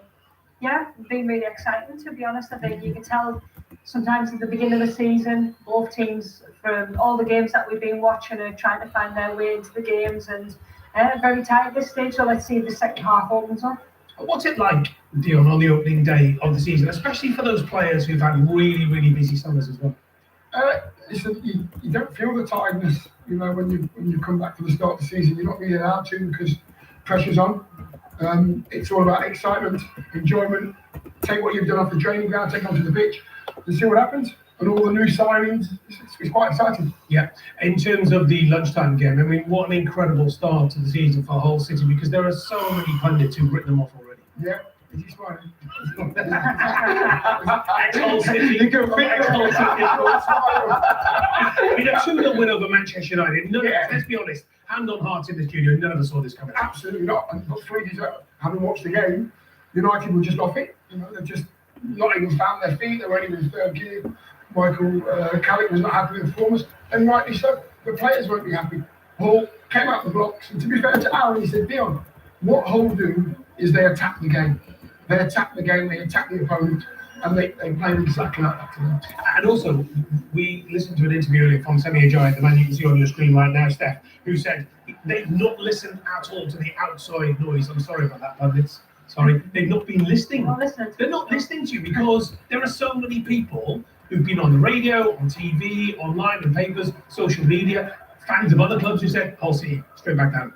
Yeah, and I think that is the right way to approach it. I think when you're a newly promoted team, I think you need to focus on what you can bring as a team, what you've done to get into this position. And of course, you're going into Premier League, which we know that is the best league in the world. So it's always going to be tough. So you don't need that noise outside as a player. And I think it's proved today that they've been able to really kind of galvanise together and have something to hang on to. And it was a well-deserved victory. You know the club very well, one of your many clubs, of course. Former clubs. I mean that. But you know the club very well. What will this mean to the fans, Aaron? It will mean the world. But what I will say is, when they're saying they're not listening to outside noise, they are listening to outside noise, and they want to ram it down people's throats. Yeah. They will have things up on the side, you know, up on the wall. Quotes for what people say. We've all been there. They will be using that as motivation. And I'll be saying, yeah, you know, Jason listen, they will use that as fuel because that's what you have to do. You have to find any kind of motivation, anything that's going to give you that extra, you know, 5-10%. And they've used it today. They know that playing against Manchester United, everyone except a few of us, would have written them off. And they've gone out and produced their performance. Well done, Hull City. And the new Premier League season got underway last night, of course, when Arsenal welcomed newly promoted Coventry City and got their defence of their title underway in style with a 3-0 win. Let's get some reaction started with Mikel Arteta. The way you played the first half was just Chippy. at times. Yes, it was really positive. Yeah, that's what we've been working on, and we're going to keep the demands at that level. We've got the squad, the quality in the team with individuals to do that. Today, I think there were some incredible performances individually as well, which you need at this level, and we'll try to raise the level. Arsenal, sometimes they take away all your passes, they press, and you can't do things that you want to do. It's good for us to feel that, because sometimes they have to be that a little bit braver. But I thought they showed good courage as the game went on, and they absolutely should be took down after this, because these are the best in the league, and they've shown that last year. So for us, we move on and take positive feeling from it. Big man who you brought on did well when he came on. Yeah, he's going to be a good player for us. I know him, I've played against, I've coached against him. He hasn't had so many minutes in the last couple of weeks, so I'm not right to start him, but I like what I saw. You got Konza over the line now, competition for place is huge. It's great because we were missing a defender, we only have 7 defenders. Salio and Julian still not with us, so yeah, that was a big risk to continue then the season. We recruited a great defender, a great personality as well, so very good experience in the league, so I'm very impressed. Well done to Arsenal. We are back underway around the country, and we have a goal in the Championship at Ewood Park. John Bennett. Equaliser for Blackburn Rovers, and Andre Gudjonsson has scored yet again this season. 3 goals in 3 games now. His header after a corner was swung in may have taken a touch off a Middlesbrough defender, but he is claiming the goal. And to be honest, Middlesbrough have dominated, but Blackburn have had many chances in this game, so perhaps they deserve it. Blackburn 1, Middlesbrough 1. Great to have Tony Mowbray back in football as well. Great to see Tony looking very well at Blackburn Rovers. I just want to talk about Arsenal, if I can, Dion and Steph. And Dion, I'm watching the Community Shield, the victory against Manchester City. I'm looking at the presentation at the Principality Stadium. I'm seeing the players coming to get their medals, and I'm thinking, superstar. I mean, what a squad. Mikel Arteta. Yeah, he's done well, and I've got to tip my hat to the owners as well, and the people who run Arsenal Football Club. They've said, right, leave him in. He knows what he's doing. The fans have been on the rest of the last 3 or 4 years, 4 or 5 years. I just think that he's got this squad of players now. They've got an air of confidence about them. Derby. Last night, they've got a lot of confidence. Playing with a newly promoted side, Coventry, that were kind of, I don't know, taught a lesson, so to speak. My old club, Frank Lampard, is going to do well as a manager. Coventry City are going to have to warm to this one. Pick up their standards. Get used to it quickly. And Derby. We are now entering the post-Pep era. You know, there are titles to be won. There is domination in the Premier League to be had, Steph. Yeah, definitely. And I think Dion just touched on the patience that Arsenal have shown with Mikel Arteta and the chance for him to build a squad. I mean, now we're looking at this squad as he's talking about 7 world-class defenders that are competing for 4 spaces with a defence that's always been the strongest part of Arsenal's game. And I think potentially there's going to be a dominance from Arsenal if they can get this next one over. I mean, we're speaking after 1 game, but I think we're all impressed with the 2 games that Arsenal played. And from a physical point of view as well, it's very hard to compete with teams like that. And they just look as though they're enjoying the football. And I think when that pressure's been off, when you've won the league for the first time, I think when you've had that feeling as a player, you really want to go and get it again. So I think I've got that feeling around Arsenal, but let's hope it's not domination for too long. And of course, we're reaching the Champions League final as well. Derby County level against Cardiff City. We'll go there very shortly after we go to Portman Road response. Well, you wondered, I guess, what sort of intensity Ipswich would bring to this second half. And the answer, at least in the first few minutes of the second half, are anything to go by. Plenty. They have had 2 decent opportunities. Fataru got to the byline with a burst of speed, somehow managed to dig out a cross, and it was maybe a switch too high for Dyson Maeda, the new signing from Celtic. Got his head on it. It was way and Ciso, 10 yards out, spinning, deliberately flicking it towards the far corner. And it was just a whisker wide of the post. Really unfortunate. Ipswich 1, Sunderland 1. Wow, that rocket from John Eustace clearly worked, Sam Fletcher.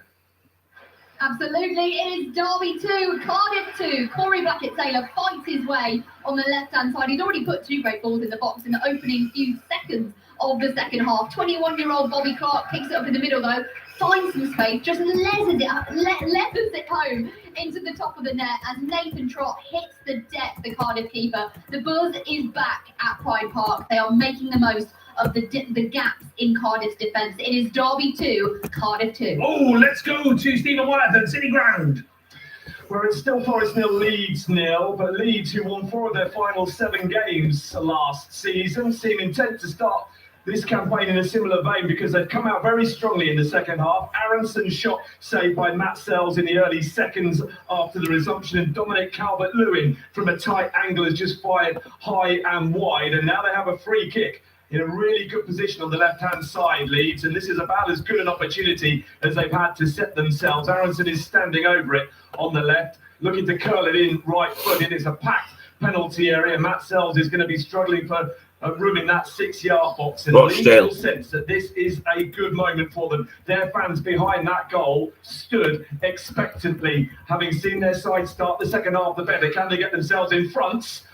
The free kick flashes just beyond the far post. It remains Forest 0, Leeds 0. Oh, we've got a goal at Rochdale Crawley Town in League 2, that's Benji. Rochdale 1, Crawley Town 1. A lovely corner from the right-hand side from Ryan East, and the delivery was straight onto the head of the captain, Ethan Evans Landell. He's 6 yards out. Think Dion Dublin is that kind of header straight past the keeper. Rochdale 1, Crawley Town 1. Oh, I tell you what, Chris Wise, what a game. We can't take our eyes off this game. It's absolutely sensational, end to end. Sunderland with a big chance a moment ago. Diop, the Ipswich centre-half with the giveaway. Reinildo pulls it back. Brian Bobby has to readjust back to goal. Shot on the spin. That was blocked, and then up the other end. And Cizo's just gone on this magical run. He's such a crowd pleaser. Just skips away from a couple of Sunderland challenges, digs it up to the far post, and they cannot quite make it work for them at Ipswich. Julio Enciso is having a sensational second Ipswich debut. Ipswich 1, Sunderland 1. What a game at Ewood Park. Another goal. John Bennett. Blackburn have completely turned it around. Todd Cantwell with a diving header. Alibiosu with the cross from the right-hand side. Fell to Cantwell. Brilliant finish. And the Blackburn fans, they cannot believe it.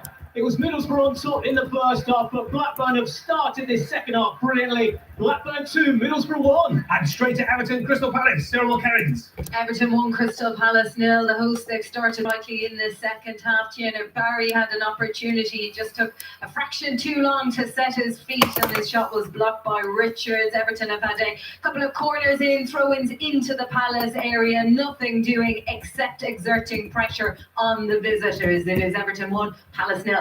MK Dons level against Huddersfield Town. Aaron Collins with a goal on 54 minutes. Swindon Town now 2-0 against Cheltenham Town. Ollie Clark with a goal on 55. That is in League 2. Right, we've got a goal at Everton. Sarah Mulcarrins.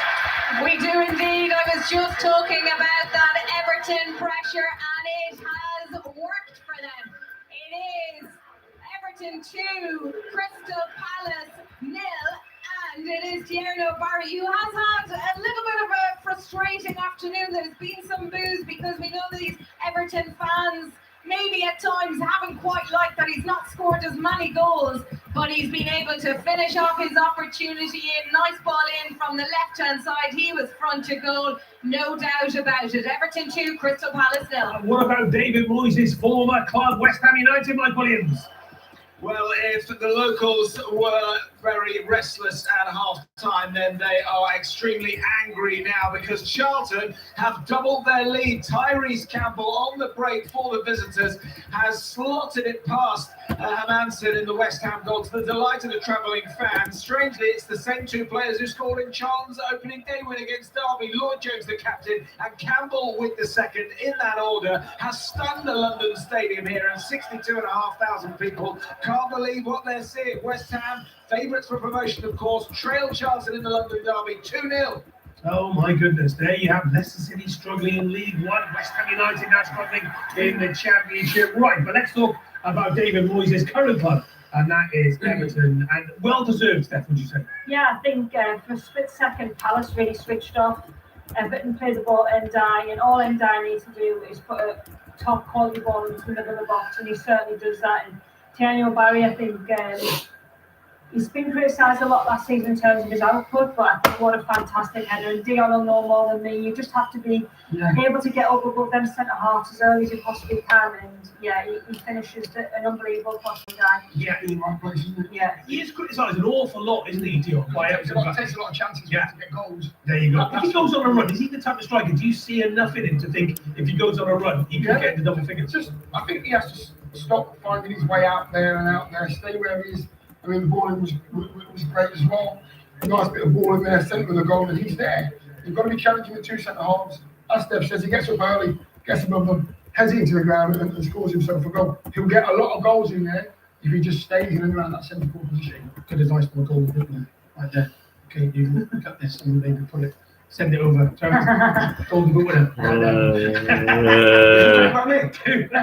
Sorry, I don't think we were.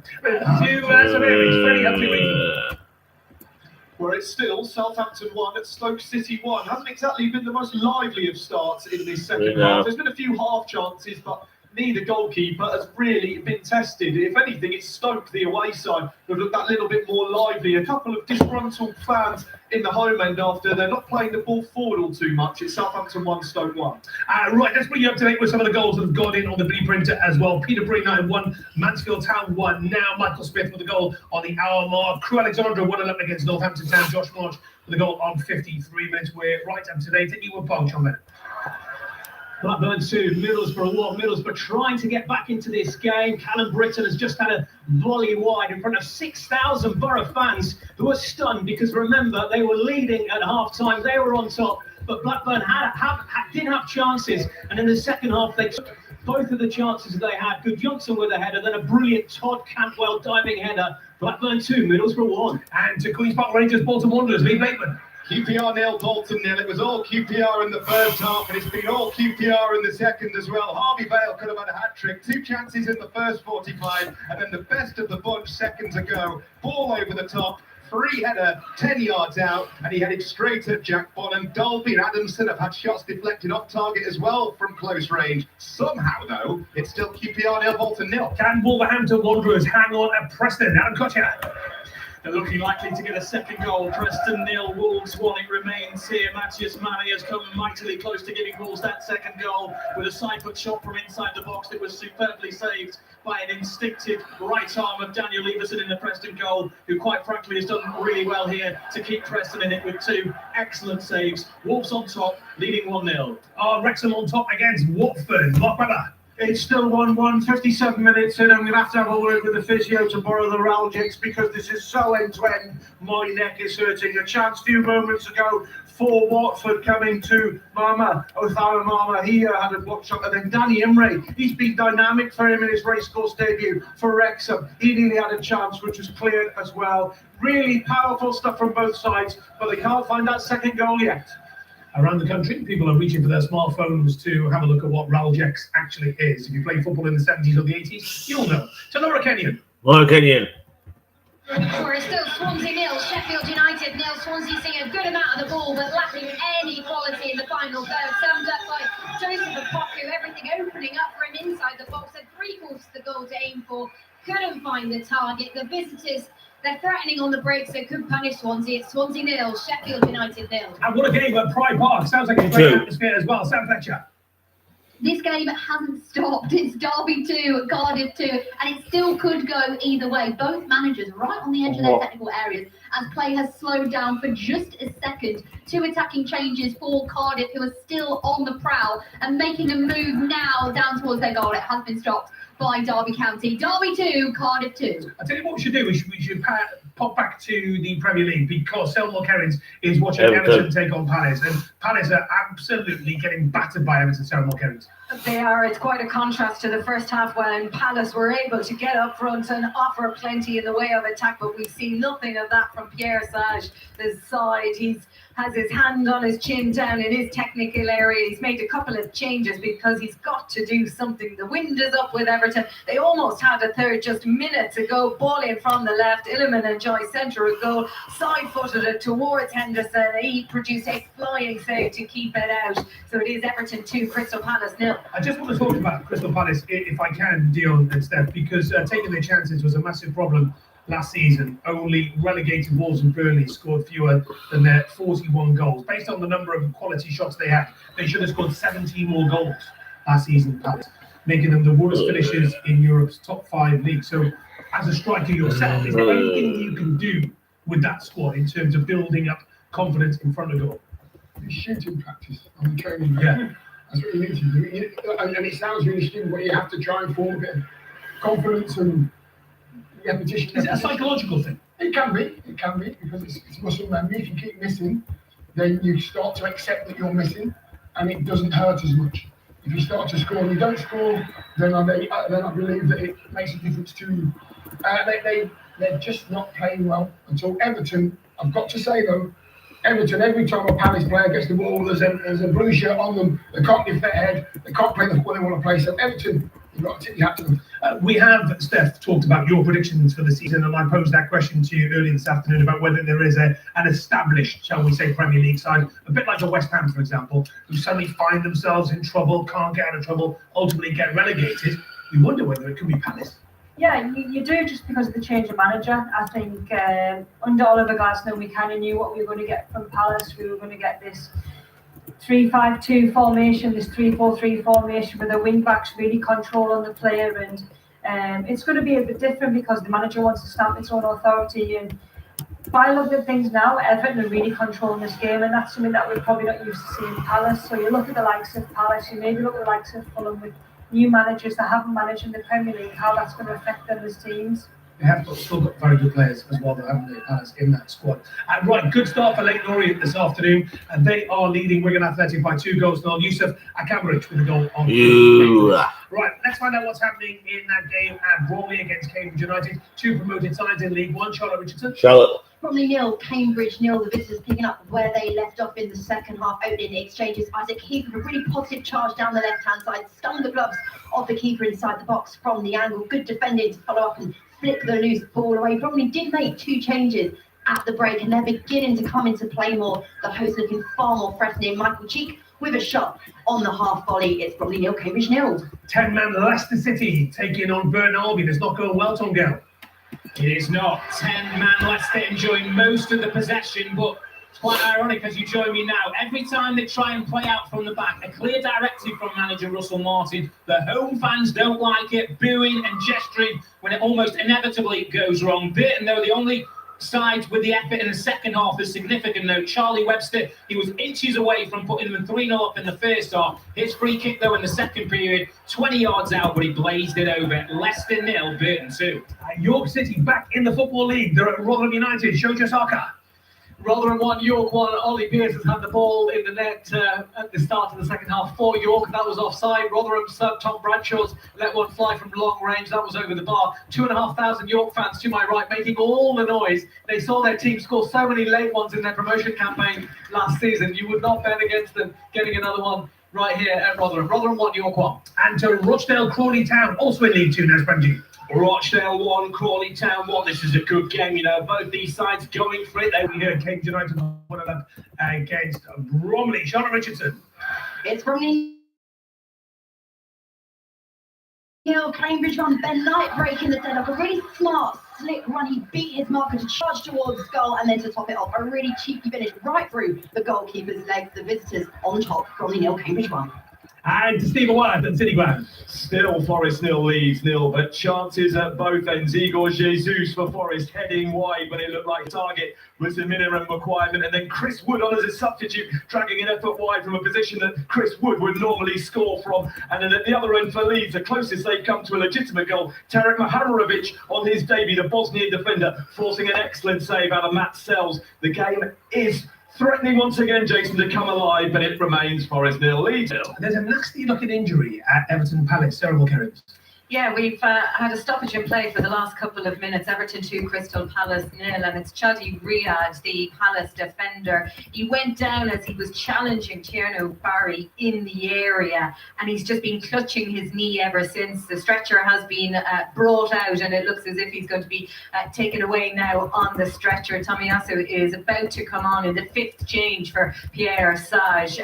So plenty of questions for Sage as he looks at his new side 2-0 down down in their Premier League opener, and Chaddy Brad looks like he's done some damage to his knee. Everton 2, Crystal Palace 0. We'll keep our eye on that and bring you the very latest. Right, it's got a little quieter at Portman Road, Chris Weiss. It has, yeah, a game that has been flowing with chances really throughout, and suddenly in the last 10 minutes or so, they have quite substantially dried up. The blow for Ipswich in the last few minutes is that they've lost Julio Enciso to injury. I'm not sure it looked innocuous because it was just off the ball and he started indicating to Gary O'Neill, the new Ipswich manager, that he couldn't continue. So Jack Clark is on for him. It is just a question now whether Ipswich can dig a little deeper to get the first point of this Premier League season, because we know how strong Sunderland can be as Mounier lifts one into the box for them and is headed away. Ipswich 1, Sunderland 1. Wolves 2-0 up at Deepdale, and a goal in the London Stadium. West Ham. Mike Williams.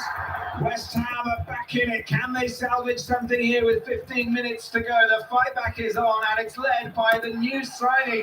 Joel Perreault arrived on loan this week from Leeds. It was his shot at the second time of asking. The first West Ham effort from Castellanos was palmed away by the Charlton keeper, Okonkwo, but it fell to the feet of Perreault, who rifled it into the roof of the net to get the London Stadium at last something to cheer about. But they still trail Charlton in this London derby, but they come again on the attack here. Grandstand finish awaits. It's 1-2. Fair play to Adam Potter. He called this. He said Wolves look like they got another goal in them. They have a 2-0 lead here. Adam Armstrong, it's such a stylish goal. He's only just come on as a sub. Armstrong, he combines brilliantly with Raul Jimenez, pinpoint passing, they carve a way through, and it ends up with Armstrong tucking the ball left-footed past Daniel Everson in the Preston goal. Brilliant effort from Wolves, who lead 2-0 away to Preston. I want to go back to West Ham United, Charlton Athletic, and bring Steph, Dion and Aaron in here, because yes, they still might get something from this. It hasn't been a great start in the Championship as well. Hermansen in goal, Carl Walker-Peters, Maximilian Kilman, Arnie Engels, Joel Perreault, Mana Solomon, Castellanos, Mukasa, Bowen, Veltman, Lewis Orford. You'd expect more from West Ham United. Yeah, you would. And I think in terms of when you look at that Championship, what West Ham have is quality. The likes of Jared Bourne being able to stay there, signing a new deal. I think that gives West Ham the hope to be able to get promoted back into the Premier League. So in terms of the start of the season, it's not really the greatest of starts, but we know what the Championship's like. It's so competitive, and I think with West Ham, they might have to just settle back into the league to find a way of trying to win football games. But of course, when you're at home, West Ham supporters are expecting you to win. Yeah, and also, but when they go on the road as well, Dion, they'll be backed by loads of away fans. Yeah. But when West Ham United roll into town, wherever they might be in the Championship, those home sides will say, "We're going to give you a game here." Well, it's their big game, isn't it? It's their big game. They've just come down from the Premier League. It's two things here for me. They've either gone into the Championship thinking, this will be okay, and they're back up, or they've gone, oh wow, it's better than we thought. So they've been caught on the back foot. West Ham, they shouldn't be being caught on the back foot. They shouldn't really be losing that they've lost. They have enough in their locker, and I just hope it's not a kind of commentary situation where they start to find themselves away from the Premier League for too long. They've got more than enough to get back up. Because they've been there, haven't they? They've been in the Championship and then had to go via the playoffs as well. When you look at that team and look at that squad, they should be doing so much better than the start they've had. Yes. When you look at their first game, they played Burnley. Burnley came down with them. So if anything, that should have been fairly comfortable in terms of you're both in the same situation. You're both looking to try and bounce back. The Charlton game's a totally different game. It's a London derby that they haven't had for a long, long time. You're up against a team that they don't need. The manager doesn't need to do a team talk. You're going to West Ham. It's a free hit for you. Go and show them what you're about. They're all expecting that you're going to come here, roll over, and have your belly tickled. Well, they're not. I mean, it's a Nathan Jones Charlton Athletic. Absolutely. He'd have had it right in front. Listen, Nathan Jones would have fired into his players and said to them, listen, this is an opportunity for you to go and show them who runs London in this division. And at the moment, they're doing it. But listen, there's still a while to go. I wouldn't be surprised if West Ham come back in. I think Millwall fans want something to say about the last comment. Yeah, absolutely. Careful, let them go down the den. Yeah, I'll stay away from Southern. Let's go see you with Bob, John Bennett. Blackburn 2, Middlesbrough 1. Middlesbrough with a corner. They've had plenty of the ball in this second half, but rarely creating anything. And it's the Tony Mowbray effect. You've mentioned him a few times, Jason. Against this old club, he is masterminding this victory. He's just about to bring on his fifth sub. who is Hayden Carter as they try to see out this game. Blackburn 2, Middlesbrough 1. Straight to St Mary's, Freddie Humphrey Wakefield. Still Southampton 1, Stoke City 1. Southampton have just brought on a former Stoke loanee in Divin Mubama to just try and get them one last chance to maybe go on and win this game. The fans still getting a little bit disgruntled as things come near an end. It's Southampton 1, Stoke 1. How long left at the racecourse? It's Wrexham Watford. Mark Webber. We are 76 minutes in, and Watford have had a period of shots at distance, and that's probably all they can get. Still at 1-1. Ika Bravo, 25-yard shot block, and the head Hector Cipriano on the follow-up from that. He had a 25-yard shot, and that just went wide. So Wrexham managed to contain the Watford threat. Now and again, showing a bit of flair as well. 1-1.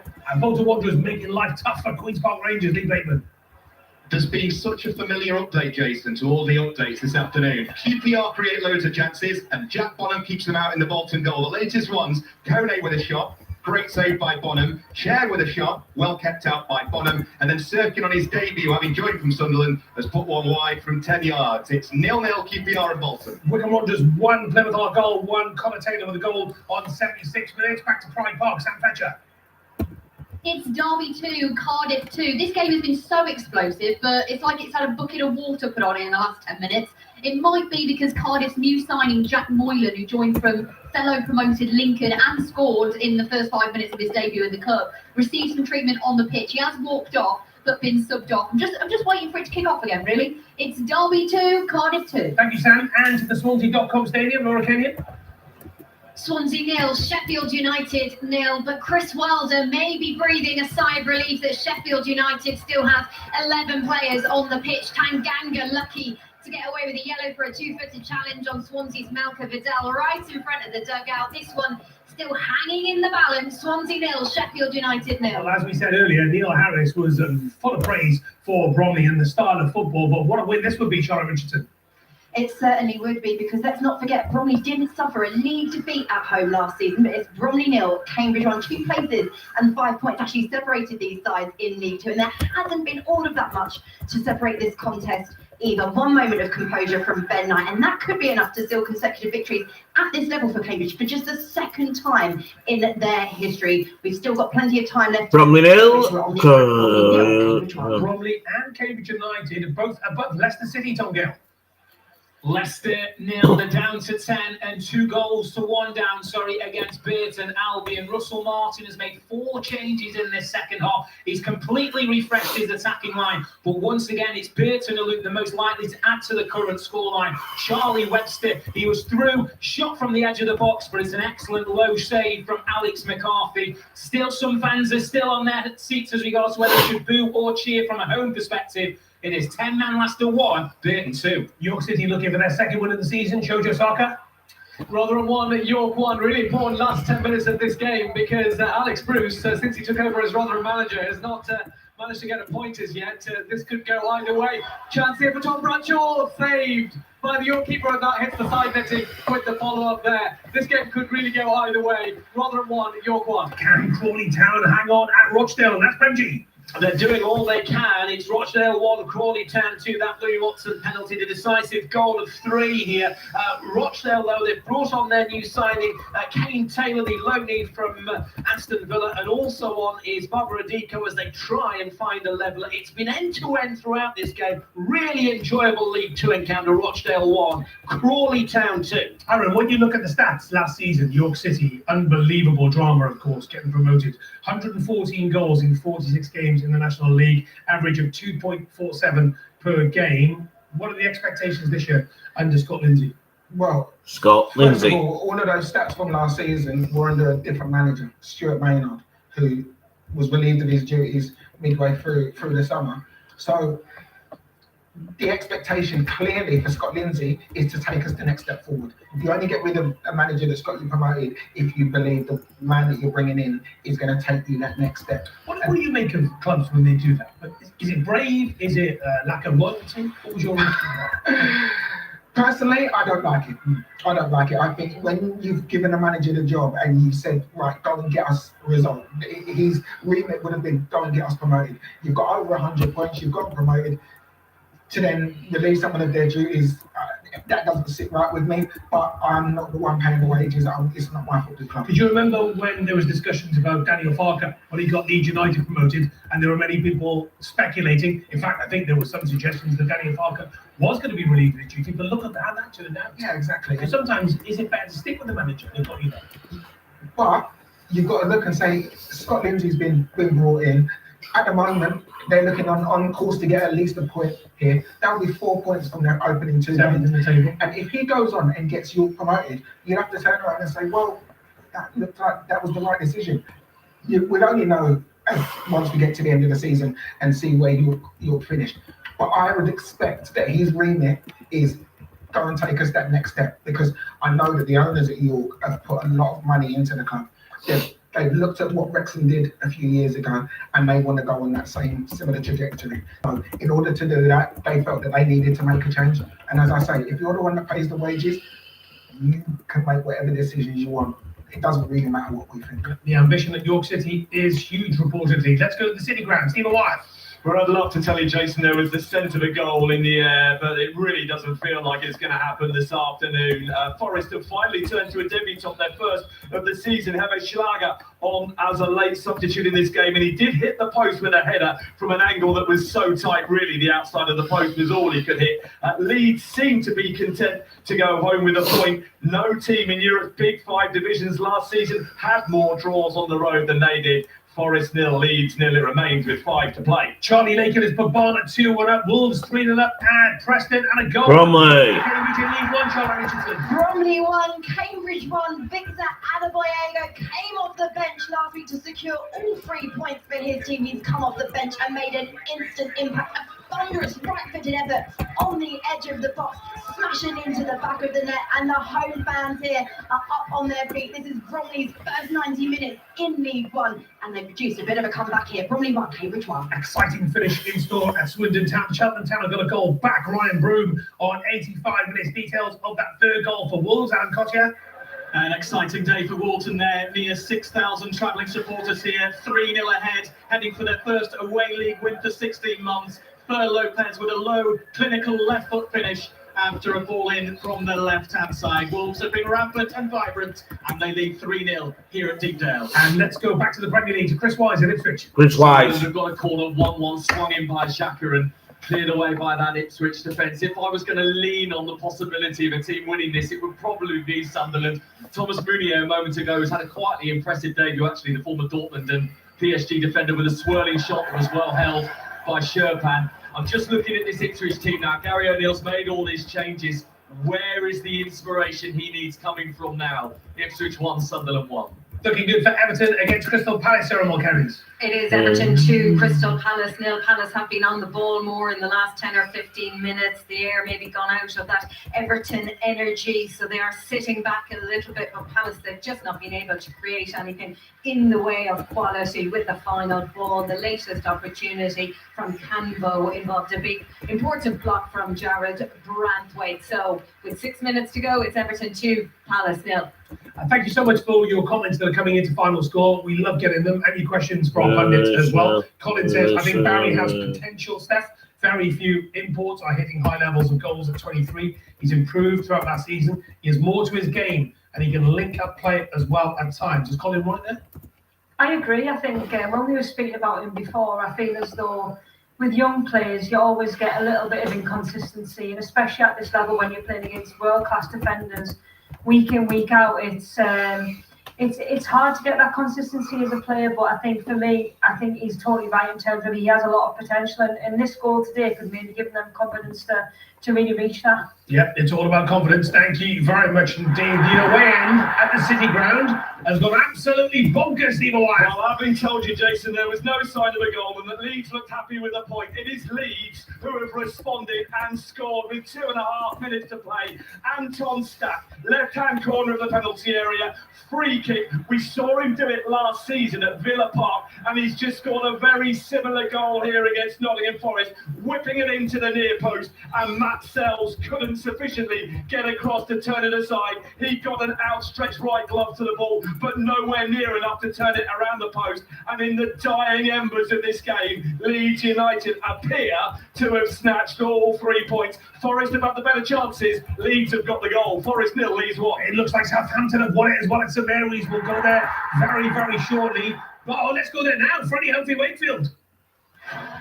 It's Southampton 2, Stoke City 1, and what a story this is. Divin Mubama, on loan at Stoke last season, has just placed the ball into the bottom right corner on his home debut for Southampton. It was a bit of a scrappy one. Stoke couldn't clear the ball inside their own penalty area, fell to Mubama, drilled low in the bottom right. Southampton 2, Stoke 1. And Stoke City beaten as well last year. Not a great start for Mark Robbins and his side. And what's interesting about that goal for Leeds United, Steph, is the Sells gets a hand on that, and I wonder whether you're thinking he should have done better.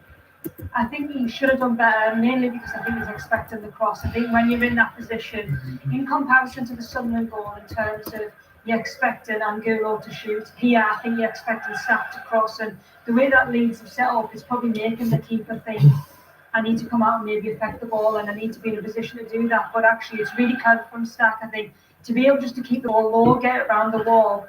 It doesn't give the keeper that much chance to do that, but I think it's clever, but at the same time, I think the keeper will be very disappointed with that. What do they do?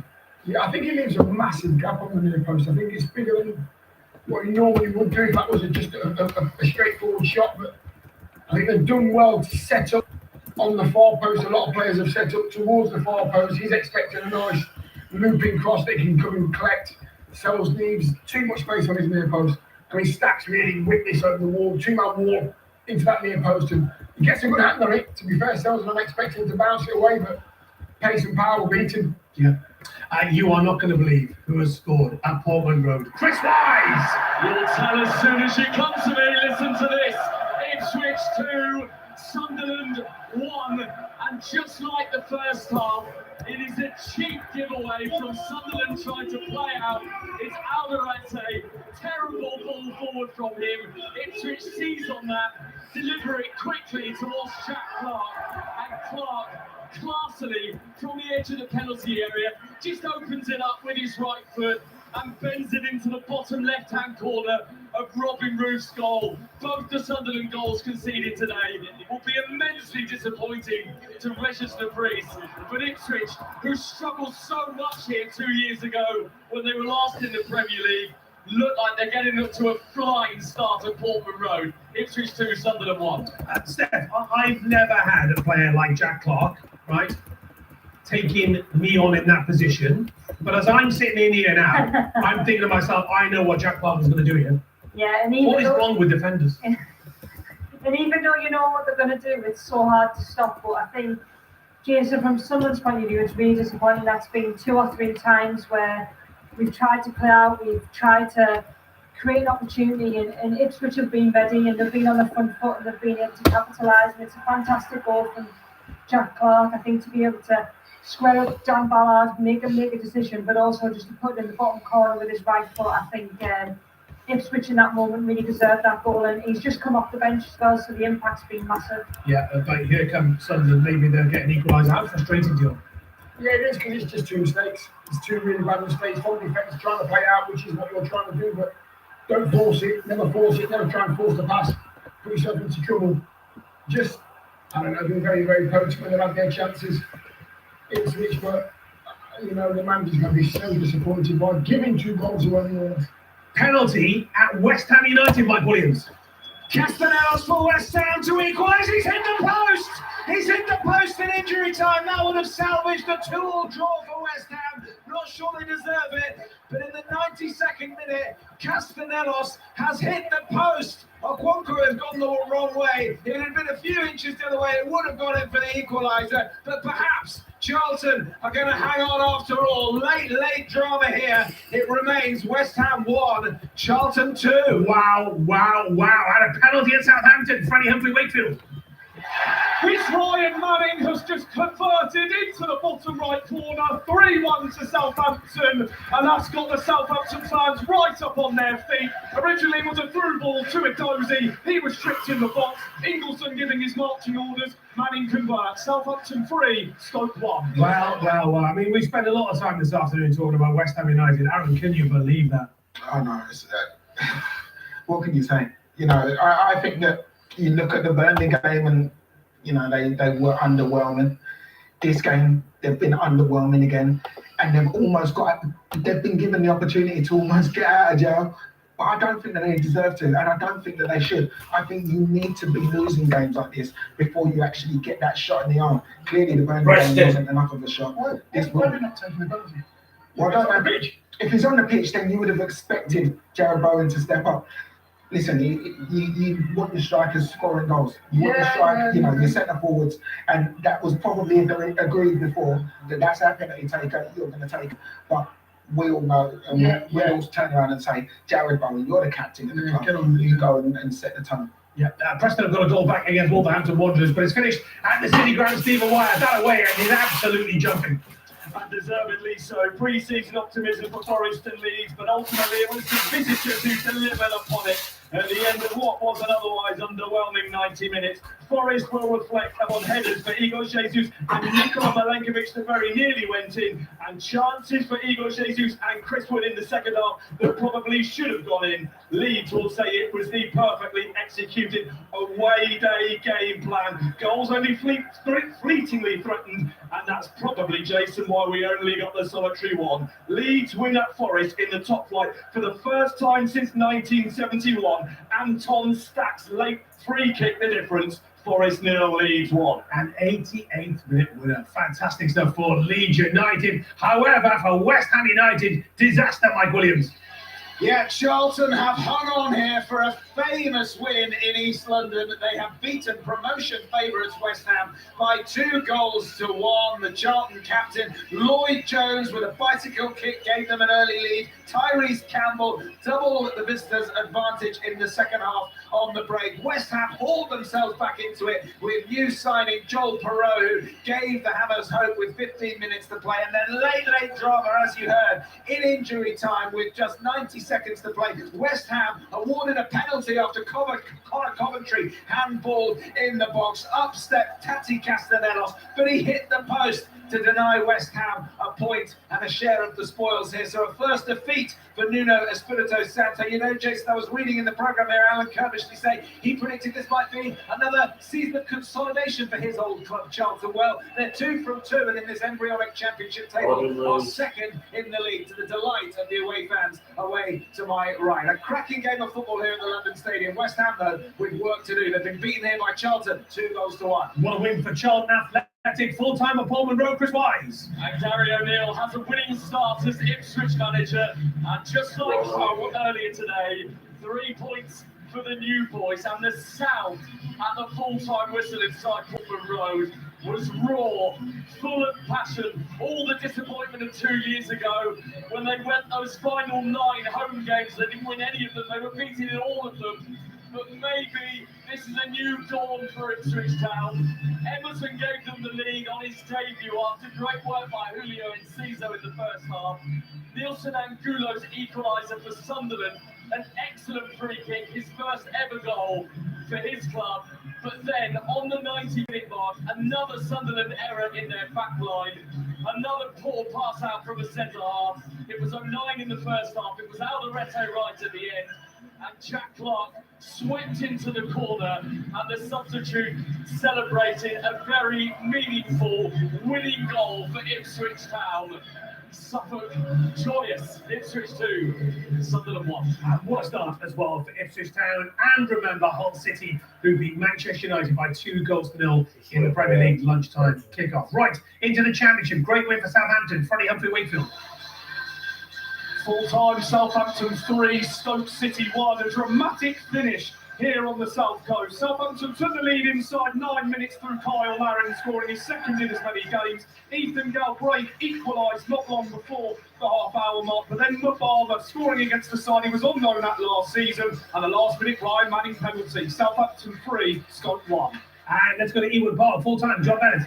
Blackburn 2, Middlesbrough 1. Tony Mowbray masterminds a comeback win against his old club. Borough on top first half. Sarmiento gave them the lead with a low finish, but after half-time, Blackburn were clinical. 2 headers, Andre Gudjonsson scoring for a 3rd game in a row from a corner. Then Todd Cantwell with a diving finish. Brilliant win for Blackburn. Blackburn 2, Middlesbrough 1. All these goals, all that drama, spare a thought for Laura Kenyon. Hey. Thanks, Jason. Need it. Swansea 0, Sheffield United 0. An unbeaten start to the new league season for Swansea. Another point, another clean sheet for Sheffield United. However you spin it, a pretty awful game. Probably a fair result. Callum O'Hare striking the woodwork in the first half for the visitors. Swansea with large spells of possession, but no end product. A late pushing out in time, but finishes here. Swansea 0, Sheffield United 0. Exciting game, however, at Pride Park for Sam Fletcher. Derby 2, Cardiff 2, it finishes. The first 60 minutes was a madness, a really entertaining game. Momentum constantly swinging. In the first half, it was 21-year-old Cian Ashbury opened Cardiff's account from close range. Derby's Colton Morris then got his first of the season on a run from the midfield. Then Cardiff went ahead again when Yusuf Salik stylishly passed one past the keeper in the middle of the box. And as we started the second half, it was back to Derby. Bobby Clark finding space in the middle to nail it home. But then it's just fizzled out, really. Both teams that wait for their first league win in patient rooms around Pride Park. It finishes here, Derby 2, Cardiff 2. Queen's Park Rangers and Bolton Wanderers, both unbeatenly, Blakeman. QPR 0, Bolton 0, but the efforts on target stat, Jason, will tell you everything you need to know about this game. QPR 9, Bolton 0. That was Jack Bonham superb in the Bolton goal. 3 great saves to deny Harvey Vale. 3 great saves to deny Richard Kone. QPR eventually have to settle for just the point there, as do Bolton, as both teams, as you say, remain unbeaten. QPR 0, Bolton 0. And Wrexham still looking for their first win of the season, Mark Webber. Mark Webber. Yeah, Wrexham 1, Watford 1. A fair scoreline for a fair share of the opportunities here. Watford's Luca Kerengard getting the first goal for the away side when he headed home in the 6th minute. There'll be a few shirts with Danny Imre being sold in the club shop here this week. He had a brilliant chance. The new hero perhaps 21 minutes in when he scored a goal. He also rattled the woodwork minutes later and he cleared off a block of a Watford chance in the second half to make it Wrexham 1, Watford 1. And let's go back to the Premier League. Very, very happy scenes at Everton as they beat Crystal Palace. Sarah Walker-Harris. Yes, an opening day win for Everton for the first time in 5 seasons. 2-0 today against Crystal Palace. The 3 points and the performance will no doubt please David Moyes and the smiling Prime Minister Andy Burnham, who was in attendance today. Everton's energy was rewarded just before the break. A left-footed effort from Kieran Dewsbury Hall curled past Henderson. Tierno Barry then doubled their lead after the break. A nice downward header from an Njai delivery. Pierre Sage, though, he saw his new Palace side create plenty in the first half with no reward. They offered very little, though, after the break. So there will be lots of questions for him on the journey back to London. It's ended Everton 2, Palace 0. And let's go into League One. And we thought this game would be a tight one. Bromley, Cambridge United, full-time. Charlotte Richardson. And it finishes Bromley 1, Cambridge 1, the first 90 minutes of League One football on their own patch. In Bromley's history results in a hard-fought point. Victor Adegoyego, the hero on his away debut last week and home debut today. No stopping his powerful strike into the top corner, cancelling out a smart Ben Knight finish earlier on in the half. The newly promoted sides remain unbeaten, cancelling each other out. This battle finishes Bromley 1, Cambridge 1. Let's hop back to the Championship. No messing around for Wolverhampton Wanderers at Preston North End. Adam Cottier. Winners by 3 goals to 1, and they're celebrating here with their near 6,000 travelling support and their new boss, Cesar Peixoto, his first league win. Also his first away league win since April 2025. Fer Lopez scored 2 excellent goals with his left foot, and in between them both was a brilliant goal from Adam Armstrong after a lovely 1-2 with Raul Jimenez, the 35-year-old, spearheading this victory with a fine performance. Preston 1, Wolves 3. Very late goal for Stevenage. Look at that. Jordan Roberts, 90+8 against Oxford United. Can Aaron Ramsey's side hang on there? Questions once again raised about Leicester City and their manager Russell Martin. Tom Gale. Full-time, Leicester 1, Burton 2. Burton's unbeaten start continues as new Leicester boss Russell Martin's underwhelming start continues. Visitors 2 up before skip straight red for a high challenge. Burton's got one back as the hosts puffed and puffed amidst a backdrop of home boos, but Burton stood firm. Leicester lose their opening league home game for the first time since 2011. 10-man Leicester 1, Burton 2. Into League 2, all square at Rotherham United, York City. Shojo Saka. Yes, it's finished Rotherham 1, York 1. Rotherham opening the scoring against the run of play through left-back UNR2, smartly deflecting home a corner. Alex Newby then made it to 2 goals in 2 matches as he equalised for York City. Both sides missed excellent chances to score a second before half-time. It is a first point as Rotherham manager for Alex Bruce, and York City will be happy with 4 points from a possible 6 on their return to the Football League. It's finished Rotherham 1, York 1. Staying in League 2, full-time at Rochdale, Crawley Town. That's Benji. Nice. Rochdale 1, Crawley Town 2, a First League 2 win for Colin Cassie and Richards this term. Pemir Deroju gave them the lead 6 yards out after a great move down the left. Rochdale level through skipper Ethan Ebanks landed a header from a corner. Then Osman Camera fouled in the box. Louis Watson took the penalty, sent Niels ramming the wrong way. Rochdale had a flurry of late chances, but they couldn't find a leveller. Rochdale 1, Crawley Town 2. Excellent win for Ipswich Town today, Steph. Yeah, it was, and I think we spoke about Hull previously, the win at lunchtime, and I think Ipswich really adopted the same kind of attitude. I do feel as though Sunderland probably had a little bit more better of the play, but I think when Ipswich had them opportunities, and especially in this league, Jason, you've got to take them, and they did that, especially with the way that Sunderland were playing out. They were very vulnerable, they were very stretched, and Ipswich were in really good positions to go and score, and that was the case for them missing the first goal, and Jack Clark, who came on and really made a big impact for Ipswich Town. Sunderland were kicking themselves, especially the way they lead. I think they played well. They played really well. Energy was good. Jack is doing what he does, you know, being the sort of quarterback, making Sunderland play in a certain way. There was 2 passes out the back that cost Sunderland. That was it. 2 passes that they would probably get away with, but you know, first day of the season, just play nice and safe. There was a switch on to the right winger, but he didn't do it. Tried to play a pass through 2 shirts, got cut out. Goal number 1, second one, trying to play a team midfield player, got nicked, and you just can't do it. And then you're on the back foot and you're chasing towards your own goal. You've got 5 or 6 players going at you. What do you do? And they just got it all wrong. They're the only two mistakes they made all game. Yeah, 62% possession of the ball, Sunderland.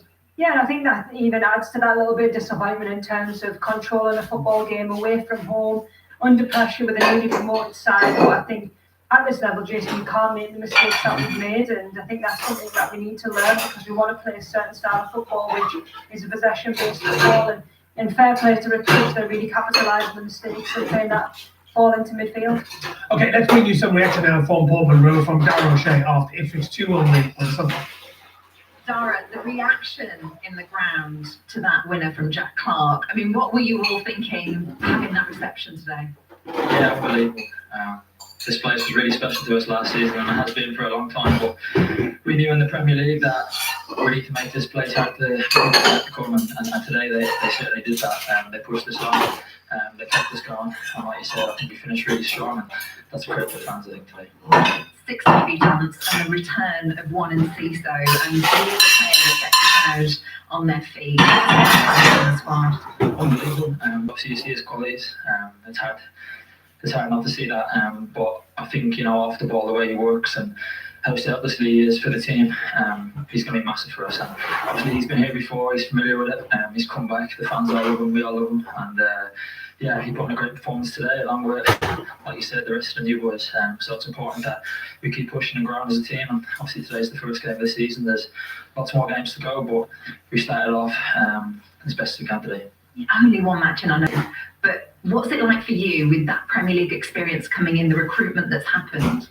Yeah, it's unbelievable. I think the confidence in the group this time is sky high.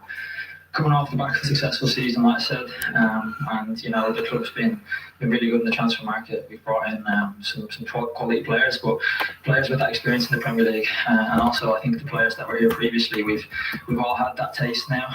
You know, everybody knows what it takes, knows we need to do better, and like I said, hopefully we can just keep pushing in the right direction. It's the first game of many. Last Premier League campaign, only 1 home win all season. What is it you're expecting to happen this time? Hopefully to win them all, yeah. That would be the greatest thing. No, of course, and we know how important it is to win games in the league and to get points on the board. at home is the best chance for it. Like I said, there's 30,000 fans here today, and all screaming for us. And yeah, the atmosphere they bring, it really pushes us on. So it's important to make the most of that. It's going to be hard going to some of these amazing stadiums where you're going to be under the cosh for 90 minutes. So yeah, it's important we can make advantage of our amazing people. Final word on Gary O'Neill. He's had a bit of time with you all, and you can see that everyone's acclimatised to the way that he wants to play. Are you feeling like you're going to be really enjoying this style? Yeah, of course. I think since he's come in, it's been unbelievable. We've had a great pre-season. We've played some top teams and we've got some good results in those. And of course, that makes everything feel a little bit easier. But I think the energy he's brought with his coaching staff has been top, exactly what we needed. It's kind of strange when a manager's been at a club for such a long period of time and a new one comes in. And I think all the boys have taken to him really well. Like I said, the club have shown faith in him and backed him in the way he wants in the transfer window. And like I said, the work he does in the training pitch for us is top. On the grass work he is excellent at what he does. And, hopefully he can steer us in the right direction.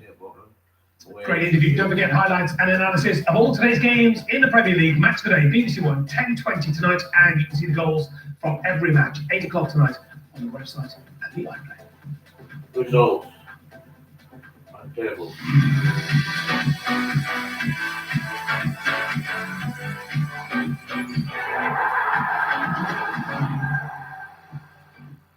All today's results starting in the Premier League. Brentford, Tottenham Hotspur is an evening kickoff. Everton 2-0 winners over at Crystal Palace. Hull City with that amazing 2-0 win over Manchester United at lunchtime. Ipswich Town getting off to a flyer against Sunderland today, winning by 2-1, and a terrific away win for Leeds United at Nottingham Forest.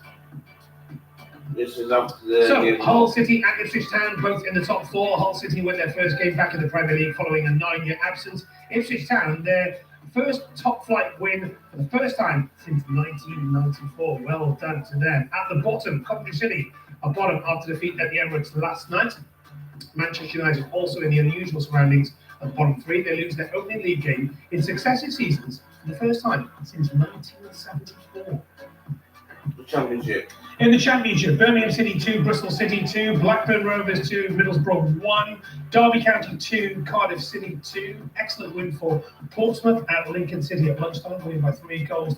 Millwall off to a cracking start in the Championship. 3-0 winners over Norwich City. Wolverhampton Wanderers beating Preston North End in detail by 3-1. No goals at Queen's Park Rangers. Southampton 3-1 winners over Stoke City. 2 defeats on Paris now for Stoke City, not a great start for them. Goalless at Swansea City, Sheffield United. Charlton Athletic with that fantastic away win at the London Stadium, and Wrexham won. This is the table and it's So Millwall top of the Championship after their second win of the season. They lead on goal difference from Charlton Athletic, who won at West Ham United. Wolverhampton Wanderers looking to bounce straight back to the Premier League, head up a group of teams on 4 points.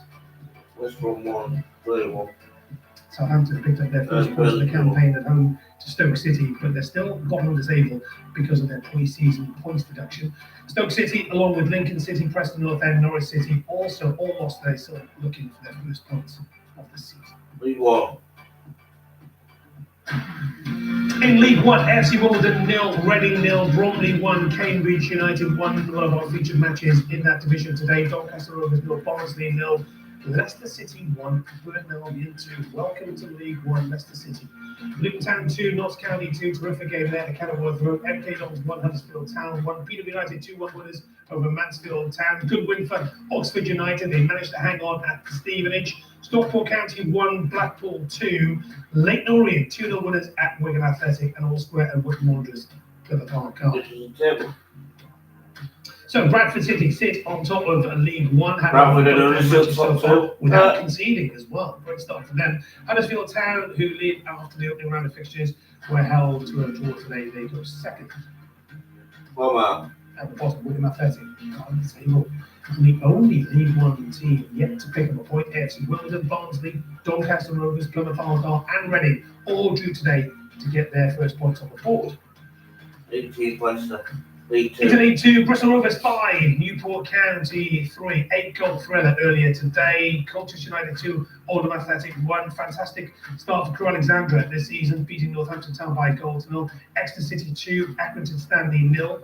Goalless at Fleetwood Town, Gillingham. Port Vale 1, Tranmere Rovers 1. Crawley Town beating Rochdale in one of our featured matches this afternoon by 2-1. We were also at Rotherham United 1, York City 1, Salford City 0, Chesterfield 1 at lunchtime. Barnet 3-1 winners at Shrewsbury Town. Swindon Town beating Cheltenham Town by 2-1, and goalless at Walsall, Grimsby Town. So Barnet top of League 2, making it 2 wins out of 2 at Shrewsbury Town. Alexander, the only other side with a 100% record, beating Northampton Town today. They're level on points with the leaders. Walsall, who were the leaders after the opening round of games, were held to a draw at home to Grimsby Town at lunchtime, so they go third. Bottom. Bottom of the table after a second successive defeat today. Newly promoted Rochdale finding life really tough in the AFL. They've also lost both their matches so far. Salford City, the other League 2 side, still looking for their first points of the season. National League. Into the National League we go. Boston United 1, Altrincham 0, Carlisle United 4, Hornchurch 1, Eastleigh 3, Scunthorpe United 2, Boreham Wood 3-0 winners at Forest Green Rovers today, FC Halifax Town 4, Tamworth 1, Harrogate Town 2, Barrow 2, Kidderminster Harriers 1, Aldershot Town 1. Excellent away win for Southend United and Solihull Moors, winning by 3-1. Sutton United 2, Hartlepool United 1, Woking 3, AFC Farm 2, Worthing 1, Wilston 0, and Yeovil Town 3, Gateshead 0. So Southend United, new leaders in the National League after 3 wins out of 3. They lead on goals scored ahead of Sutton United. They've also maintained their 100% record. Last week's leaders, Harrogate Town, dropped to third after conceding a 96-minute equaliser at home to Barrow. At the bottom, Solihull Moors took the lead today, but ultimately lost for the 3rd game in a row. Now they prop up the table, and second to bottom, Altrincham are the only other team in the division yet to collect a point. And don't forget, for all the results from leagues across the UK and Europe, just head to the BBC Sport website and the app.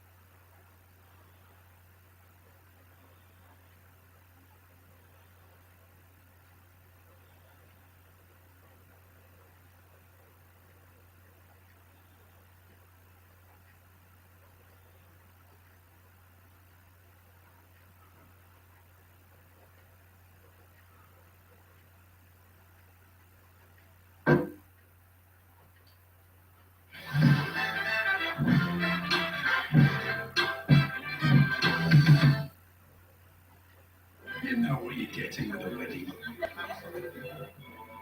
You know what you're getting with Premier Inn.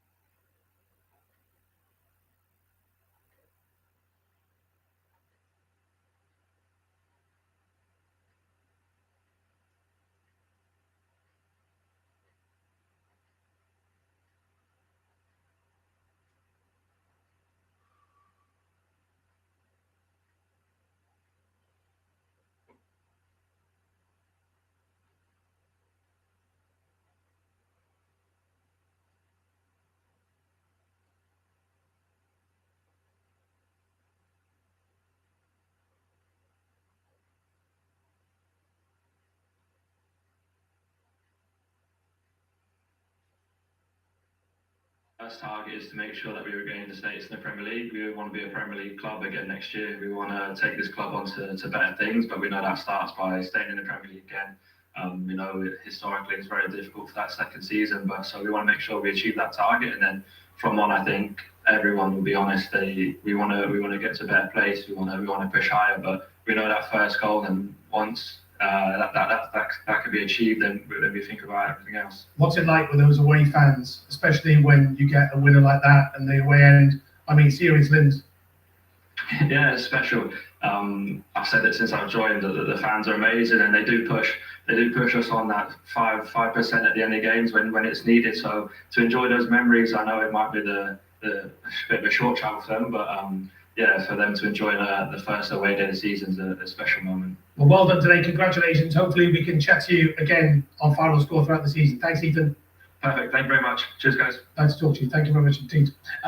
Brilliant. He's such a good talker as well, isn't he? Yeah, and that's why he's captain of the club. In terms of, you can tell he's very well balanced, even though he's just won in the last 5 minutes against Nottingham Forest to start the season how they want to start it. But I think his game has came on a lot, and I think that leadership role, it really suits him, and just that type of midfielder that he is. And for Leeds United, he's the heartbeat of the team at this moment in time, and they can push on as much as they can. Okay, let's bring you some more interviews, shall we? Why not? And it ended Everton 2, Palace 0 at Everton. We are delighted to speak live now to Kiernan Dewsbury Hall from the tunnel. Kiernan, hello, good afternoon to you. Welcome to Final Score. Great to have you. First of all, great win, but what a brilliant finish from you. Can you hear us?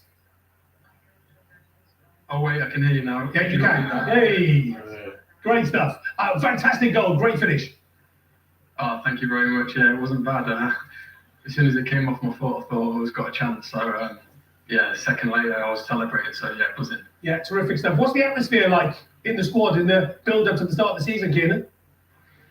Yeah, I mean, excitement to be honest. Look, it was a disappointing end to last season, but we've had a long summer to look at it, to learn lessons of what we did wrong. So I think the lads have come in at the start of the season really energised, motivated, and we know if we can figure out some of the things that went wrong at the end of last season, we'll have a really good chance this year.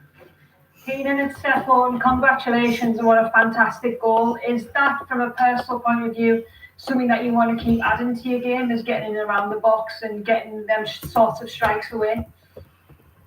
Yeah, thanks, Steph. I appreciate that. Yeah, for sure. I mean, last season I scored a fair few goals, some decent strikes. So it was just about continuing that into this season and hopefully trying to better that.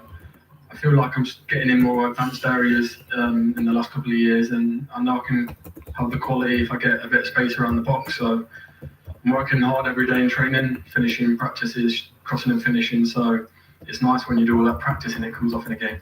Kiernan Dewsbury, again, well done, mate. Was it a bit of a miss-hit? No, I'm only joking. I'm only kidding. The manager, how do you find working with him? Very intense man. I know him very, very well. What does he say to you as an individual? Because you're quite a flair player. Does he give you some freedom? Yeah, I think you've hit the nail on the head there. I love working with him, I'll be honest. Ever since I came through the door, he said, look, I know what you're about as a player. I want you to express yourself. I want you to show people what you can do. And he's been so good for me, so good with me, and I respect him so much. And like you said, he is relentless. He might be one of the oldest managers in the league, but I swear he's one of the hardest working. So big credit to him for that. And year after year, he'll keep showing up, and hopefully we're going to reward him this year. Great to talk to you. Good luck for the season, Kieran, and hopefully we get to chat to you more on Final Score throughout the season. Top man, thank you very much indeed. Thanks, guys. Take care. Good to talk to you. Thank you very much indeed. I mean, what could Everton achieve this season, Neil? Well, with a manager like Mr. Moyes, you just don't know, because he just knows everything about the game. And when you've got players like that, producing skill like that, who knows? Yeah, absolutely. Right, we're out of time here on BBC One, but do not panic, do not worry. We are heading over to the BBC iPlayer for plenty more reaction and interviews as well. And also, Aaron McLean will be telling us what are the big stories in the EFL, in the Championship, League One and League Two this afternoon. You can join us there. You can watch on the iPlayer, on the BBC Sport website, or the BBC Sport app. We shall see you there very shortly. Bye for now.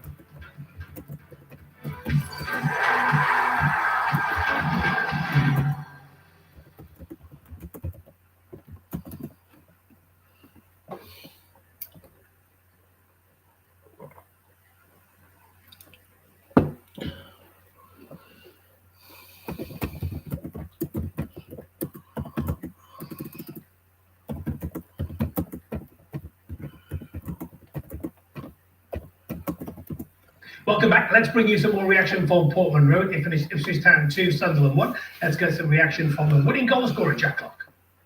Jack, does it get much better than that? Last minute winner against the former team opening day of the season? No, obviously it's a nice moment for everybody. I think based off how the last time we were in the Premier League when it took us a long time to get that first win.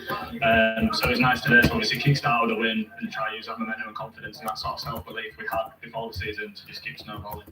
Given the fact that it was quite tough, especially at home, in the last time you were in the Premier League, 1-1 against a team that finished in Europe last season, would have been easy to maybe settle for a point. But did you get your reward for pushing on to try and get the win today? I think so, yeah.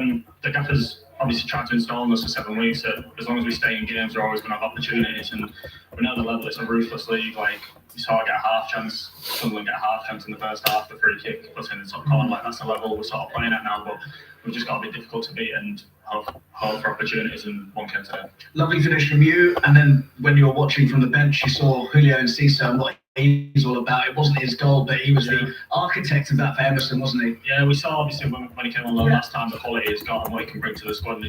He's a fantastic player. We're all buzzing to have him back. So I think you saw a little glimpse of him today, and hopefully a full season cameo from him. And we know how many new faces have been brought in. It's one thing bringing in quality, but to get them to gel, 6 debutants today, and you go and get a win, that says a lot for the cohesion that you've already achieved. Yeah, I think that comes down to the manager and his staff, and obviously the good core group of lads that we had beforehand, helping everybody settle in, and we're all striving towards the same thing. So if people can help each other out in any which way, it's only going to be better for the group. And just finally, how good is this for you for sort of psychology going forwards to get that win under your belt, opening day, first possible opportunity, given what you said about the last time? Yeah, like I said, it was difficult last time. We thought we were like in a lot of games, playing well in a lot of the games early on in the season, but we were just sort of coming out on the wrong end of one too many of them. So to come out on the right end of one of them today can only be good for the group, and we use it as momentum and sort of drive that self-belief that we've got within ourselves. But it's how disappointing, not just the fact that you conceded in the last minute, but the nature of giving the ball away like that. Yeah, it was a game like this. We had the possession, 60-65, I think, and we have to find solutions to break their block. We tried. We created a few chances. We were not clinical enough in the end product. And often, especially at the beginning of the season, where our references are not really set, you can make mistakes, and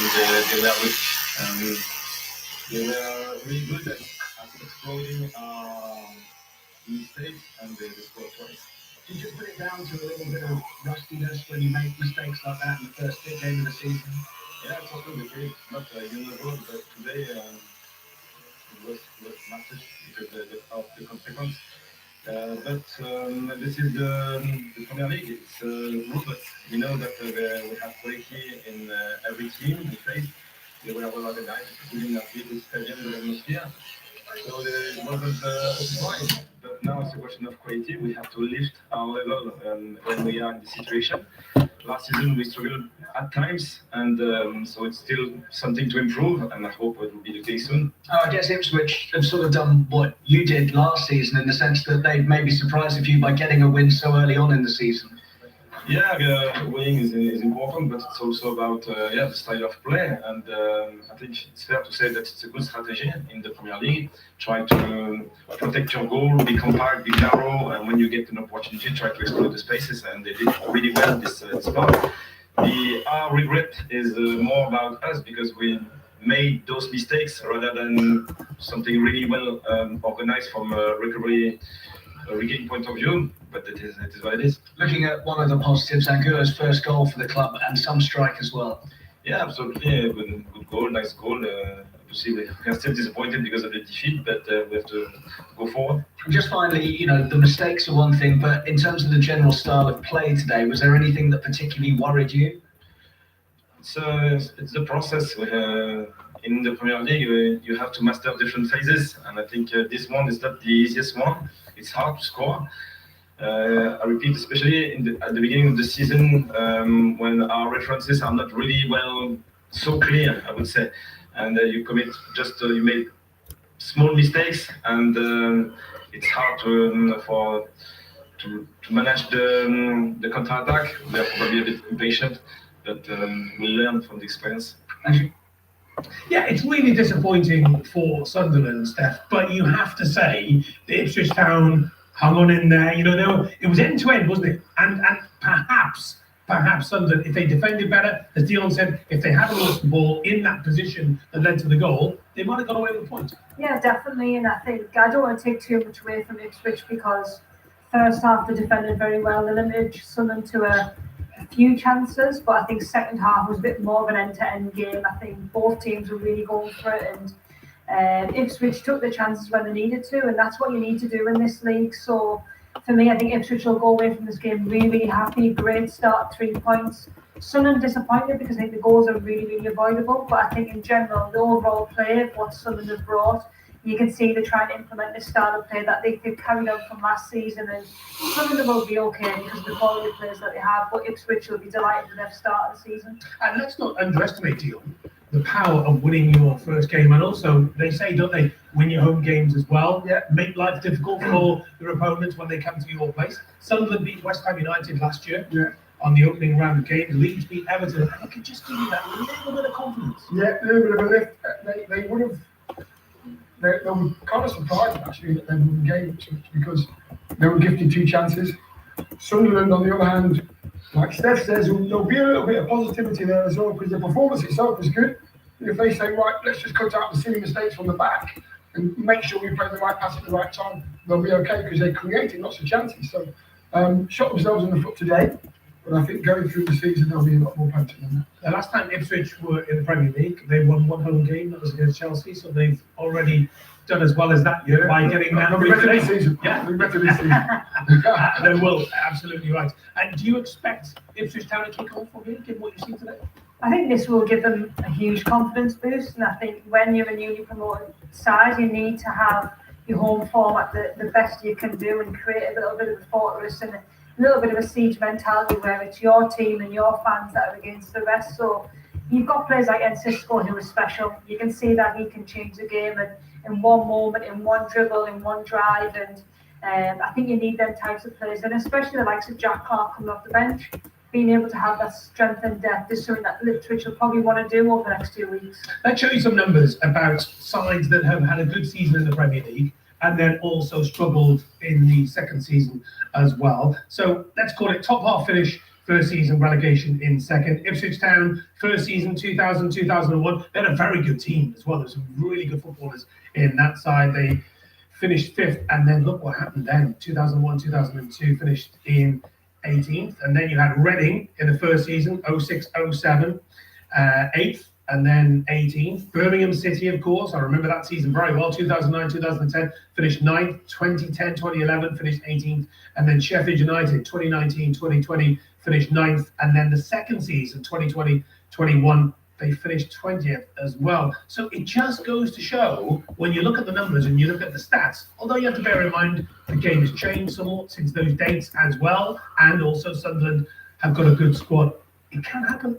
Yeah, it can happen, and anything in football can happen, Jason. I think, did we ever really expect West Ham to get relegated last season? Probably not, because of the size of the club and how long they've been in the Premier League. But I think as a club, some will have learned in terms of probably past experiences, the club's been up and down over a number of years. So this is about just solidifying being in the Premier League, and you can tell by the types of players that they're going after in this transfer window that they want to add quality. It's not about numbers, it's about adding quality to what we had from last season. And I have full confidence in the club, and I have full confidence in the team because of the quality of players, mix of experience and youth that is really coming through. And we'll be disappointed today, of course, but it's a long season, and fingers crossed we can just keep building on the performance today.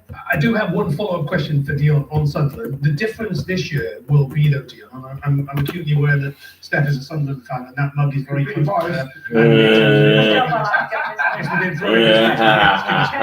I'll go for anyway. I remember having a coffee with Tony Pulis when he was in charge of Stoke City, and that year they qualified for Euros, and he said, look, the difference is, Jace, is I've got a team for the Premier League to pick, and then I'm playing European football on Thursday, and my squad isn't as deep as perhaps people think it is, and it was a real struggle for them, and look what happens to them. It'll be a struggle for Sunderland as well, but I just think they've got maybe a different mentality. They've got a great skipper who's been there and done it when you're talking about European football. on the big stage.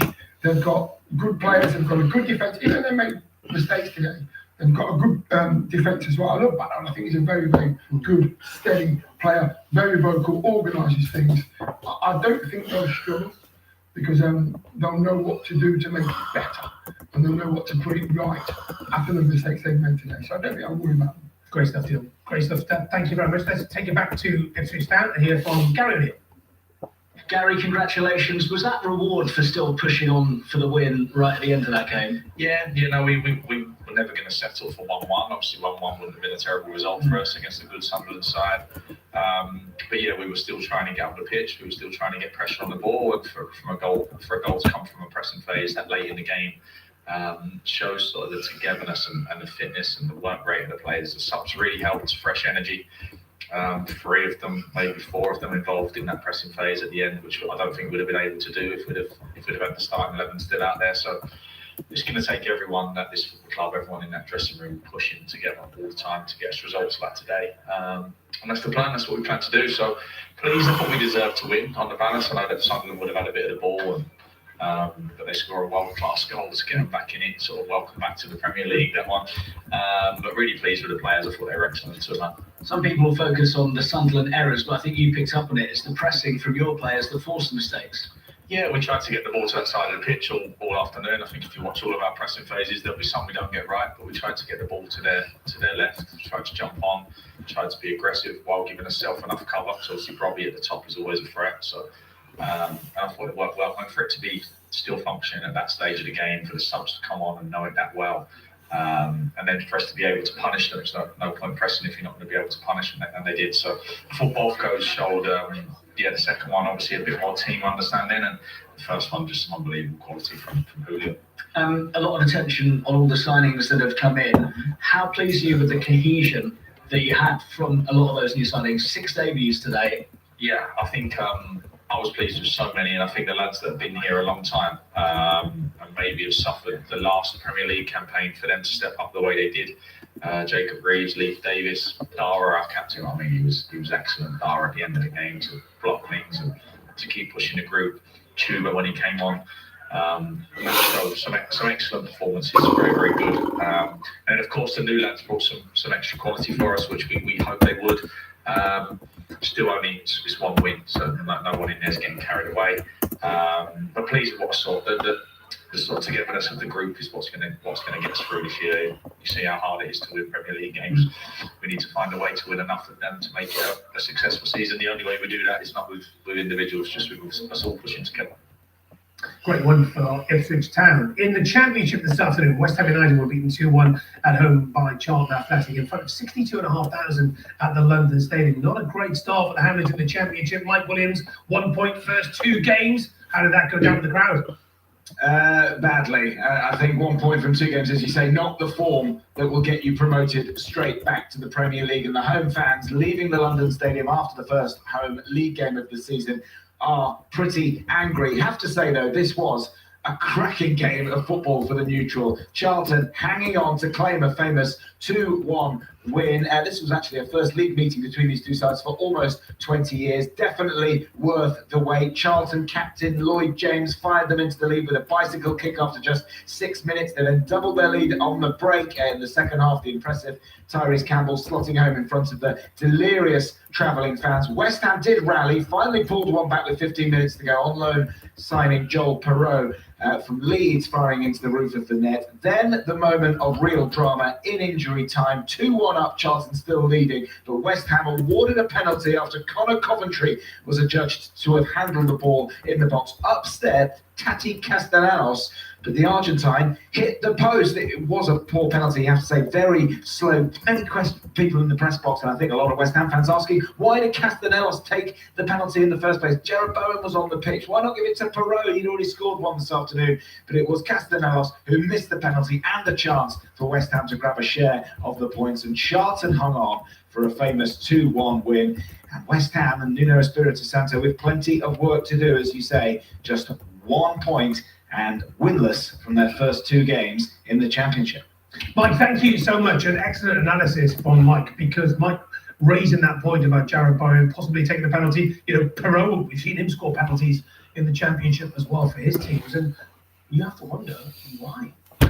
Yeah, listen, I think that clearly before the game, he was the penalty taker, you know, and you don't go back on that. If that's what the manager says takes the penalties, regardless of what we think, and we know that Jared Bowen can take penalties, we know Pirro can take penalties.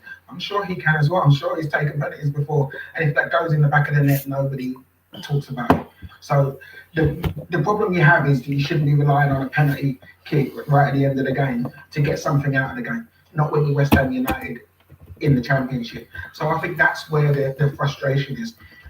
You're playing in front of 60 odd thousand and you're not putting in performances. I remember going to the London Stadium so many times last season and just seeing fans disgruntled, seeing underwhelming performances. It seems like they've continued that into the Championship, and that's what West Ham faithful won't accept.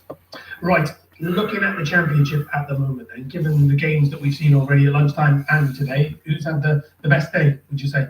I think Millwall by far have had the best day. I think they've started the season just in red hot form. A brilliant win last week, winning 2-0, and then to back it up, and a 3-0 victory over Norwich, who I think are going to be in and around it. I was really impressed with them last season. I think under Philip Clement, they've got a real good, solid team.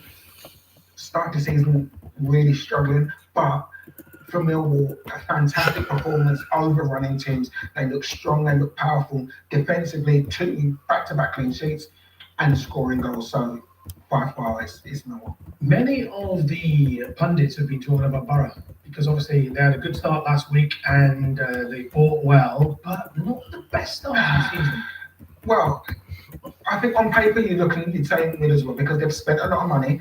They've brought in some really good players. I think Will Lancashire will be, for me, I think he'll be the top goal scorer in the league because I think he's that good. I think he is one that in a few years' time we'll be talking about him for England. That's how highly I rate him. But what I will say is, last week against Lincoln, bearing in mind Lincoln have only just been promoted, first half, I don't think Middlesbrough were good at all. Loads of possession, really flattered to deceive. Second half grew into the game and it needed a injury time Lancashire goal for them to get the 3 points.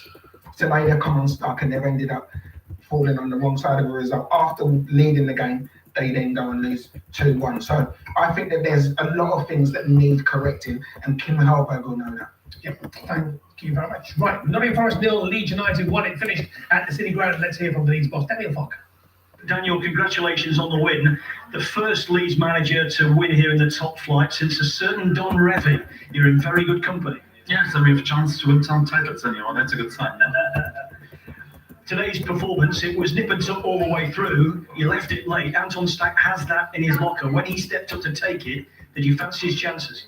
Yes, I always back my players, and also Anthony is always there. It was a moment of brilliance, but overall I think it was a tight game today. So both teams had periods in the games when they were more or less playing on the front foot and dominating the game. I expected a difficult away game against Oliver Glasner's side, and in tight game we had then a bit the better finish at this moment and defended really well today. So for that, I can't be better for the first game day, first 3 points, away win, clean sheet.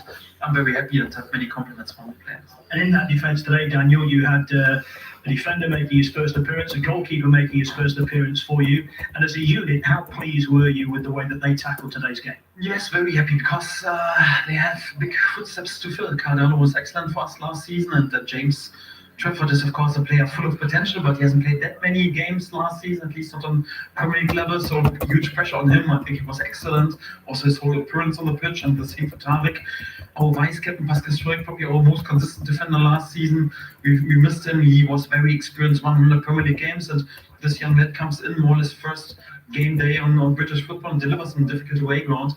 So they both showed glimpses why we were really to sign them and that they can help us in the future. But the whole group was excellent today, and also how we integrated them, and also Harry Wilson, our third signing on the pitch today was excellent. And vibe is good, the mood is good around the place, and for that, we want to do better than a few years ago. We want to establish us on Premier League. You were very strong at Ellen Road last season, but on the travels in the Premier League, just at 2 wins, and only one since the autumn time, I think I'm right in saying. Is today's performance the template for you picking up more points away from home? Yes, we will see. Away games on Premier League level for promoted sides is always difficult, and okay, it's right now the second year after promotion. Sometimes the second year is also even more difficult because the first of rhythm is away. It's important that we pick up points, and also last season we were very competitive. We picked up many points also with draws. I think just can remember one away game where we had no chance. Arsenal away on the first game day, but apart from this, I think also on the road we were competitive, and we want to do the same, perhaps a bit more effective. And if we can add more points on the road, I would never say no. And finally, you're back here on Tuesday. You'll know Forest very well by the time Tuesday night finishes. Yeah, it's just what happens in football. It's crazy somehow, but yeah, at least we can travel in the good mood. Great. So thanks, Daniel. Thank you, Tom. Well, Oliver, your first game in charge in the Premier League of Nottingham Forest. It didn't go your way in the end. What were your overall thoughts on the match today? More or less, it was the same game. I expected one situation we decided, and one set piece we decided. I think it was a game with very rare chances. I think the only one out of from open play or this was we had with Chris Wood in the second half. Every other was a set play, so we hit the post twice. We needed one big save from Matsels, and at the end, the direct free kick decided. So yeah, we're very disappointed, but yeah, this is what we have to accept today. There was so little in it today. Did you feel as though if either team slightly edged it for the goal, it was your side in terms of the half chances? It felt like this in the second half, that we controlled the game better, and there were really moments where they didn't play in our half. We played more in their half. We had some half chances, set pieces, and then again we couldn't take advantage from these situations. And then at the end it was after the throw-in, let's say 2 mistakes, and then free kick where everything can happen. We all know how well Stach takes the free kicks. I think he had 4 goals last year, and this was one too many. Positives today, defensively, you look very secure. Yes, this was very positive. I also think that we had a few situations where we played quick. Then we created half chances, and it's the final bit what we need to improve. This is I've got just together for a few weeks now, but yes, defensively we're very stable. Also, you could see a few patterns we want to play in possession. We had again bringing new boys. I think you've said at least 2 more players. Do you know how close you are to getting those boys through the door? No, to be honest, I didn't talk to anyone today, because today was the focus on this game, and we wanted to start with a win. And now we have to deal with a defeat at home, but in 4 days we will face Leeds again here, so then we can show that we could learn from this game, and that's what we were gonna try. Great, so thanks, Oliver. Thank you. Will Brentford. We'll talk about Forest and Leeds very shortly, but there's been a goal in the evening kickoff. George Cummins. Oh, it's Cummins. Up the lead, 12 minutes gone. Kane Lewis Potter with a great finish. It was a great move involving new signing Sangare, broke into the Tottenham box, well worked goal. Sangare committed, laid it back with a lovely weighted pass. Sangare's been excellent, the club record signing, and it's Brentford who lead 1-0. George, thank you very much indeed. Let's go back to Forest and Leeds United. Can you believe that, though? Forest Leeds in the EFL Cup on Tuesday night. Isn't it funny how football throws up these strange fixtures now and again? Yeah, and it's a tough place to go for us. I think today the game was very much even between the 2 teams, and Leeds snatched it right at the end. But I think, of course, when you've got 2 days to recover and go back to Nottingham as well, I think you want to be the team that's won, and that's why Daniel Farke's so happy, because he's got the 3 points, great start to the season. I'm sure he'll be expecting the same on Tuesday.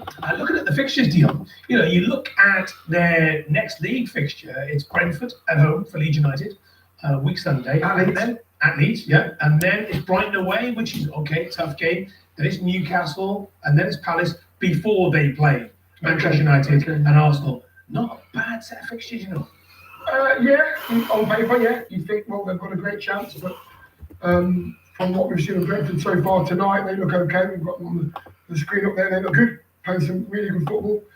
But it wasn't a great game today, I've got to say.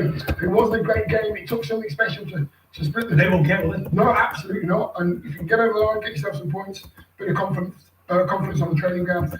It takes you to that game on Tuesday with loads of confidence. Yeah, absolutely. One team who have got confidence. Everton beating Palace by 2-0. Let's hear from Pierre Sarge and David Boyes. David, congratulations. Really good way to start. Your second half performance in particular was very good. Yeah, it was. And look, it was best the first half. We were good, but we missed the chances on transition to score. But I have to say that, you know, we could have easily been a couple of goals down to Crystal Palace because the goalkeeper made a world of their save, and you know, the striker, I think it was, who had a big chance to hit the post. So, you know, it could have gone the other way. The game was really close at that time. We missed a couple of chances as well. But once we got the first goal, settled us down, and certainly the second one made things feel a lot easier. In different ways, both goals were really high quality, aren't they? It's a super strike from Kiernan and a great ball in from Iliman Ajayi. Yeah, absolutely. I mean, Kiernan does great to finish, so it's a great, not an easy position where he finished from. So great for Kiernan. You know, he scored a lot of goals for us last year, so I hope he keeps it up. And you're right, you know, it's something which we hope we can do better and more of. Ellie's cross and, you know, getting Tiernan on the right position to hit the ball in the net was a big thing. So for us, it was good. And we managed the game well enough after that, really. You know, we contained Crystal Palace then. I thought your midfield too, that Hayden Hackney alongside Harrison Armstrong, neither of whom had a whole lot of Premier League experience. They were terrific together.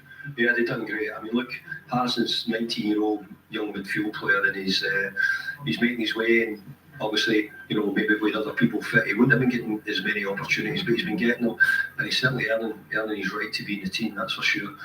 Hayden Hackney, as I say, I've brought a lot of boys from the Championship before, and I've always thought, you know, that sometimes they take a little bit of time. My history's been that, you know, so many boys in the Championship over my career, and they need a little bit of time to settle in. But we've had to throw Hayden in right away just because of injuries. I thought he'd done really well and played well. And he also missed a few weeks of pre-season, so I have to give him a lot of praise for how he's picked it up quickly. And lots of young players who impressed today. I thought Tyreek George, who obviously now is at loan, is a permanent deal, and he looks very, very lively today. Merlin Rell at right back, which isn't maybe his natural position, but he's growing into that. Well, you know, we've been getting talked a lot about what we do at right back, and behind the scenes, we're quite content Merlin's learning it better. He isn't a right back, he right a midfield player, but he can do a few roles. Jimmy Gardner plays really well at right back. He's a midfield player as well, so it's more the modern day player who is flexible and can do different roles. But you're right about Tyreek George. I thought Tyreek looked a threat from the start. You know, he's had moments in pre-season where he's looked as if he could be a threat, and hopefully continues to do that. We want more deliveries from him as well. But pleased with certainly his first day. Yeah, not the start you would have wanted. What is your feeling? My feeling is about deception, because I think we made a first half who could permit us to be in front in the score, but we didn't score, and we make big mistakes. That's why I think the 1-0 was bad for us, but we have to take things positive about this half and convert it in very good things. 3 really big chances in that first half. Obviously 2 hit the post. Pickford with a brilliant save. Yeah, but football is like this. Sometimes you deserve and you don't score, and you help your opponent to be forward with a big mistake. But what we have to keep in this first half is about how we play, but in this play we make easy mistake. I will explain that. I think we want to play with the ball, and we can lose the ball, but under pressure. And sometimes today we lose the ball without pressure, and I think that's a thing we have to cancel if we want to be more ambitious in play. You were very creative in the first half, but not so much in the second. What changed? I agree with that. I think in second half we were with less energy, and with the substitution I waited more, because I think we can play with more dynamic, and it doesn't happen, and it's a real problem, because when you lose you have to change the things. maybe can have a crazy play if you want to change these things. And we didn't do that. I think we a bit gave up, and it's not a good sign for us. But we have to understand that when it's 2-0, the game is not over. And you also suffered what looks like a serious injury from Riyad. For the moment, I don't really know. I hope it will be better than we think, and we wait the medical test. Not a great start for the new Crystal Palace manager, Pierre Sage, 47 years old, and French Cup winner in 25-26, finished second in Ligue 1 also, and was the manager of the year in Ligue 1. But it's a very different league from Ligue 1, the Premier League stuff. Yeah, it's a massive challenge. I think Crystal Palace have done amazing with Oliver Glasner. They've probably exceeded expectations, winning the FA Cup, winning the Europa League Conference, and we've seen the style of play that we've been used to. So when a new manager comes in that's not really experienced this league, of course it's going to feel different. And he was totally right in terms of first half. I think it was quite even between them and Everton maybe just edged in that second half in terms of just that little bit of quality in the final third. But it's going to be a tough task because in terms of the squad, are you able to keep the best players? There's 2 weeks left of the transfer window. There's been so much talk about Adam Wharton potentially going, but also can you get the likes of Mateta to stay, but also to perform at the other end of the pitch? And also, he's only managed 109 games, Dion, so not a lot of football managers. No. I mean, coming to the Premier League as well, especially when everybody else is strengthening and people are taking all your players, and your squad seems to be getting a little bit weak, a bit thinner. It's going to be tough. It's going to be really tough. I mean, this league is one where if you do make a mistake, you're going to get punished for it, and he'll realise that. We hope that Riyad's going to be okay. We hope he's going to be not really a bad injury to his right knee. So he needs all his fit players, he needs all his good players to be performing as soon as possible. Yeah, Steph makes a great point. The window's still open, and who knows who might pinch your players. That goes for every club up and down the land. And let's turn our attention to League 1 and League 2. Aaron, big winners today in League 1 for you? Big winners, I'm going to say Burton.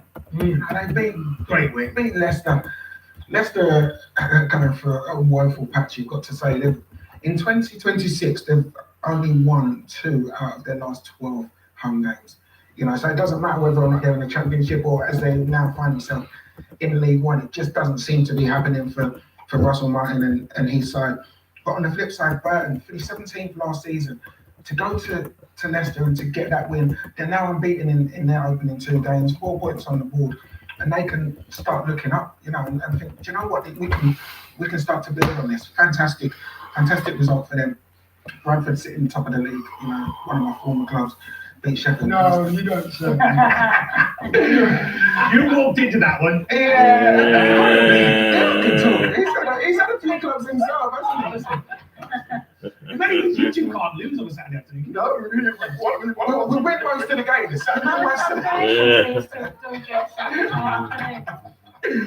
For Bradford, yeah. Bradford are a team who are going well. Didn't play today, but won their last game, beat Sheffield Wednesday. And I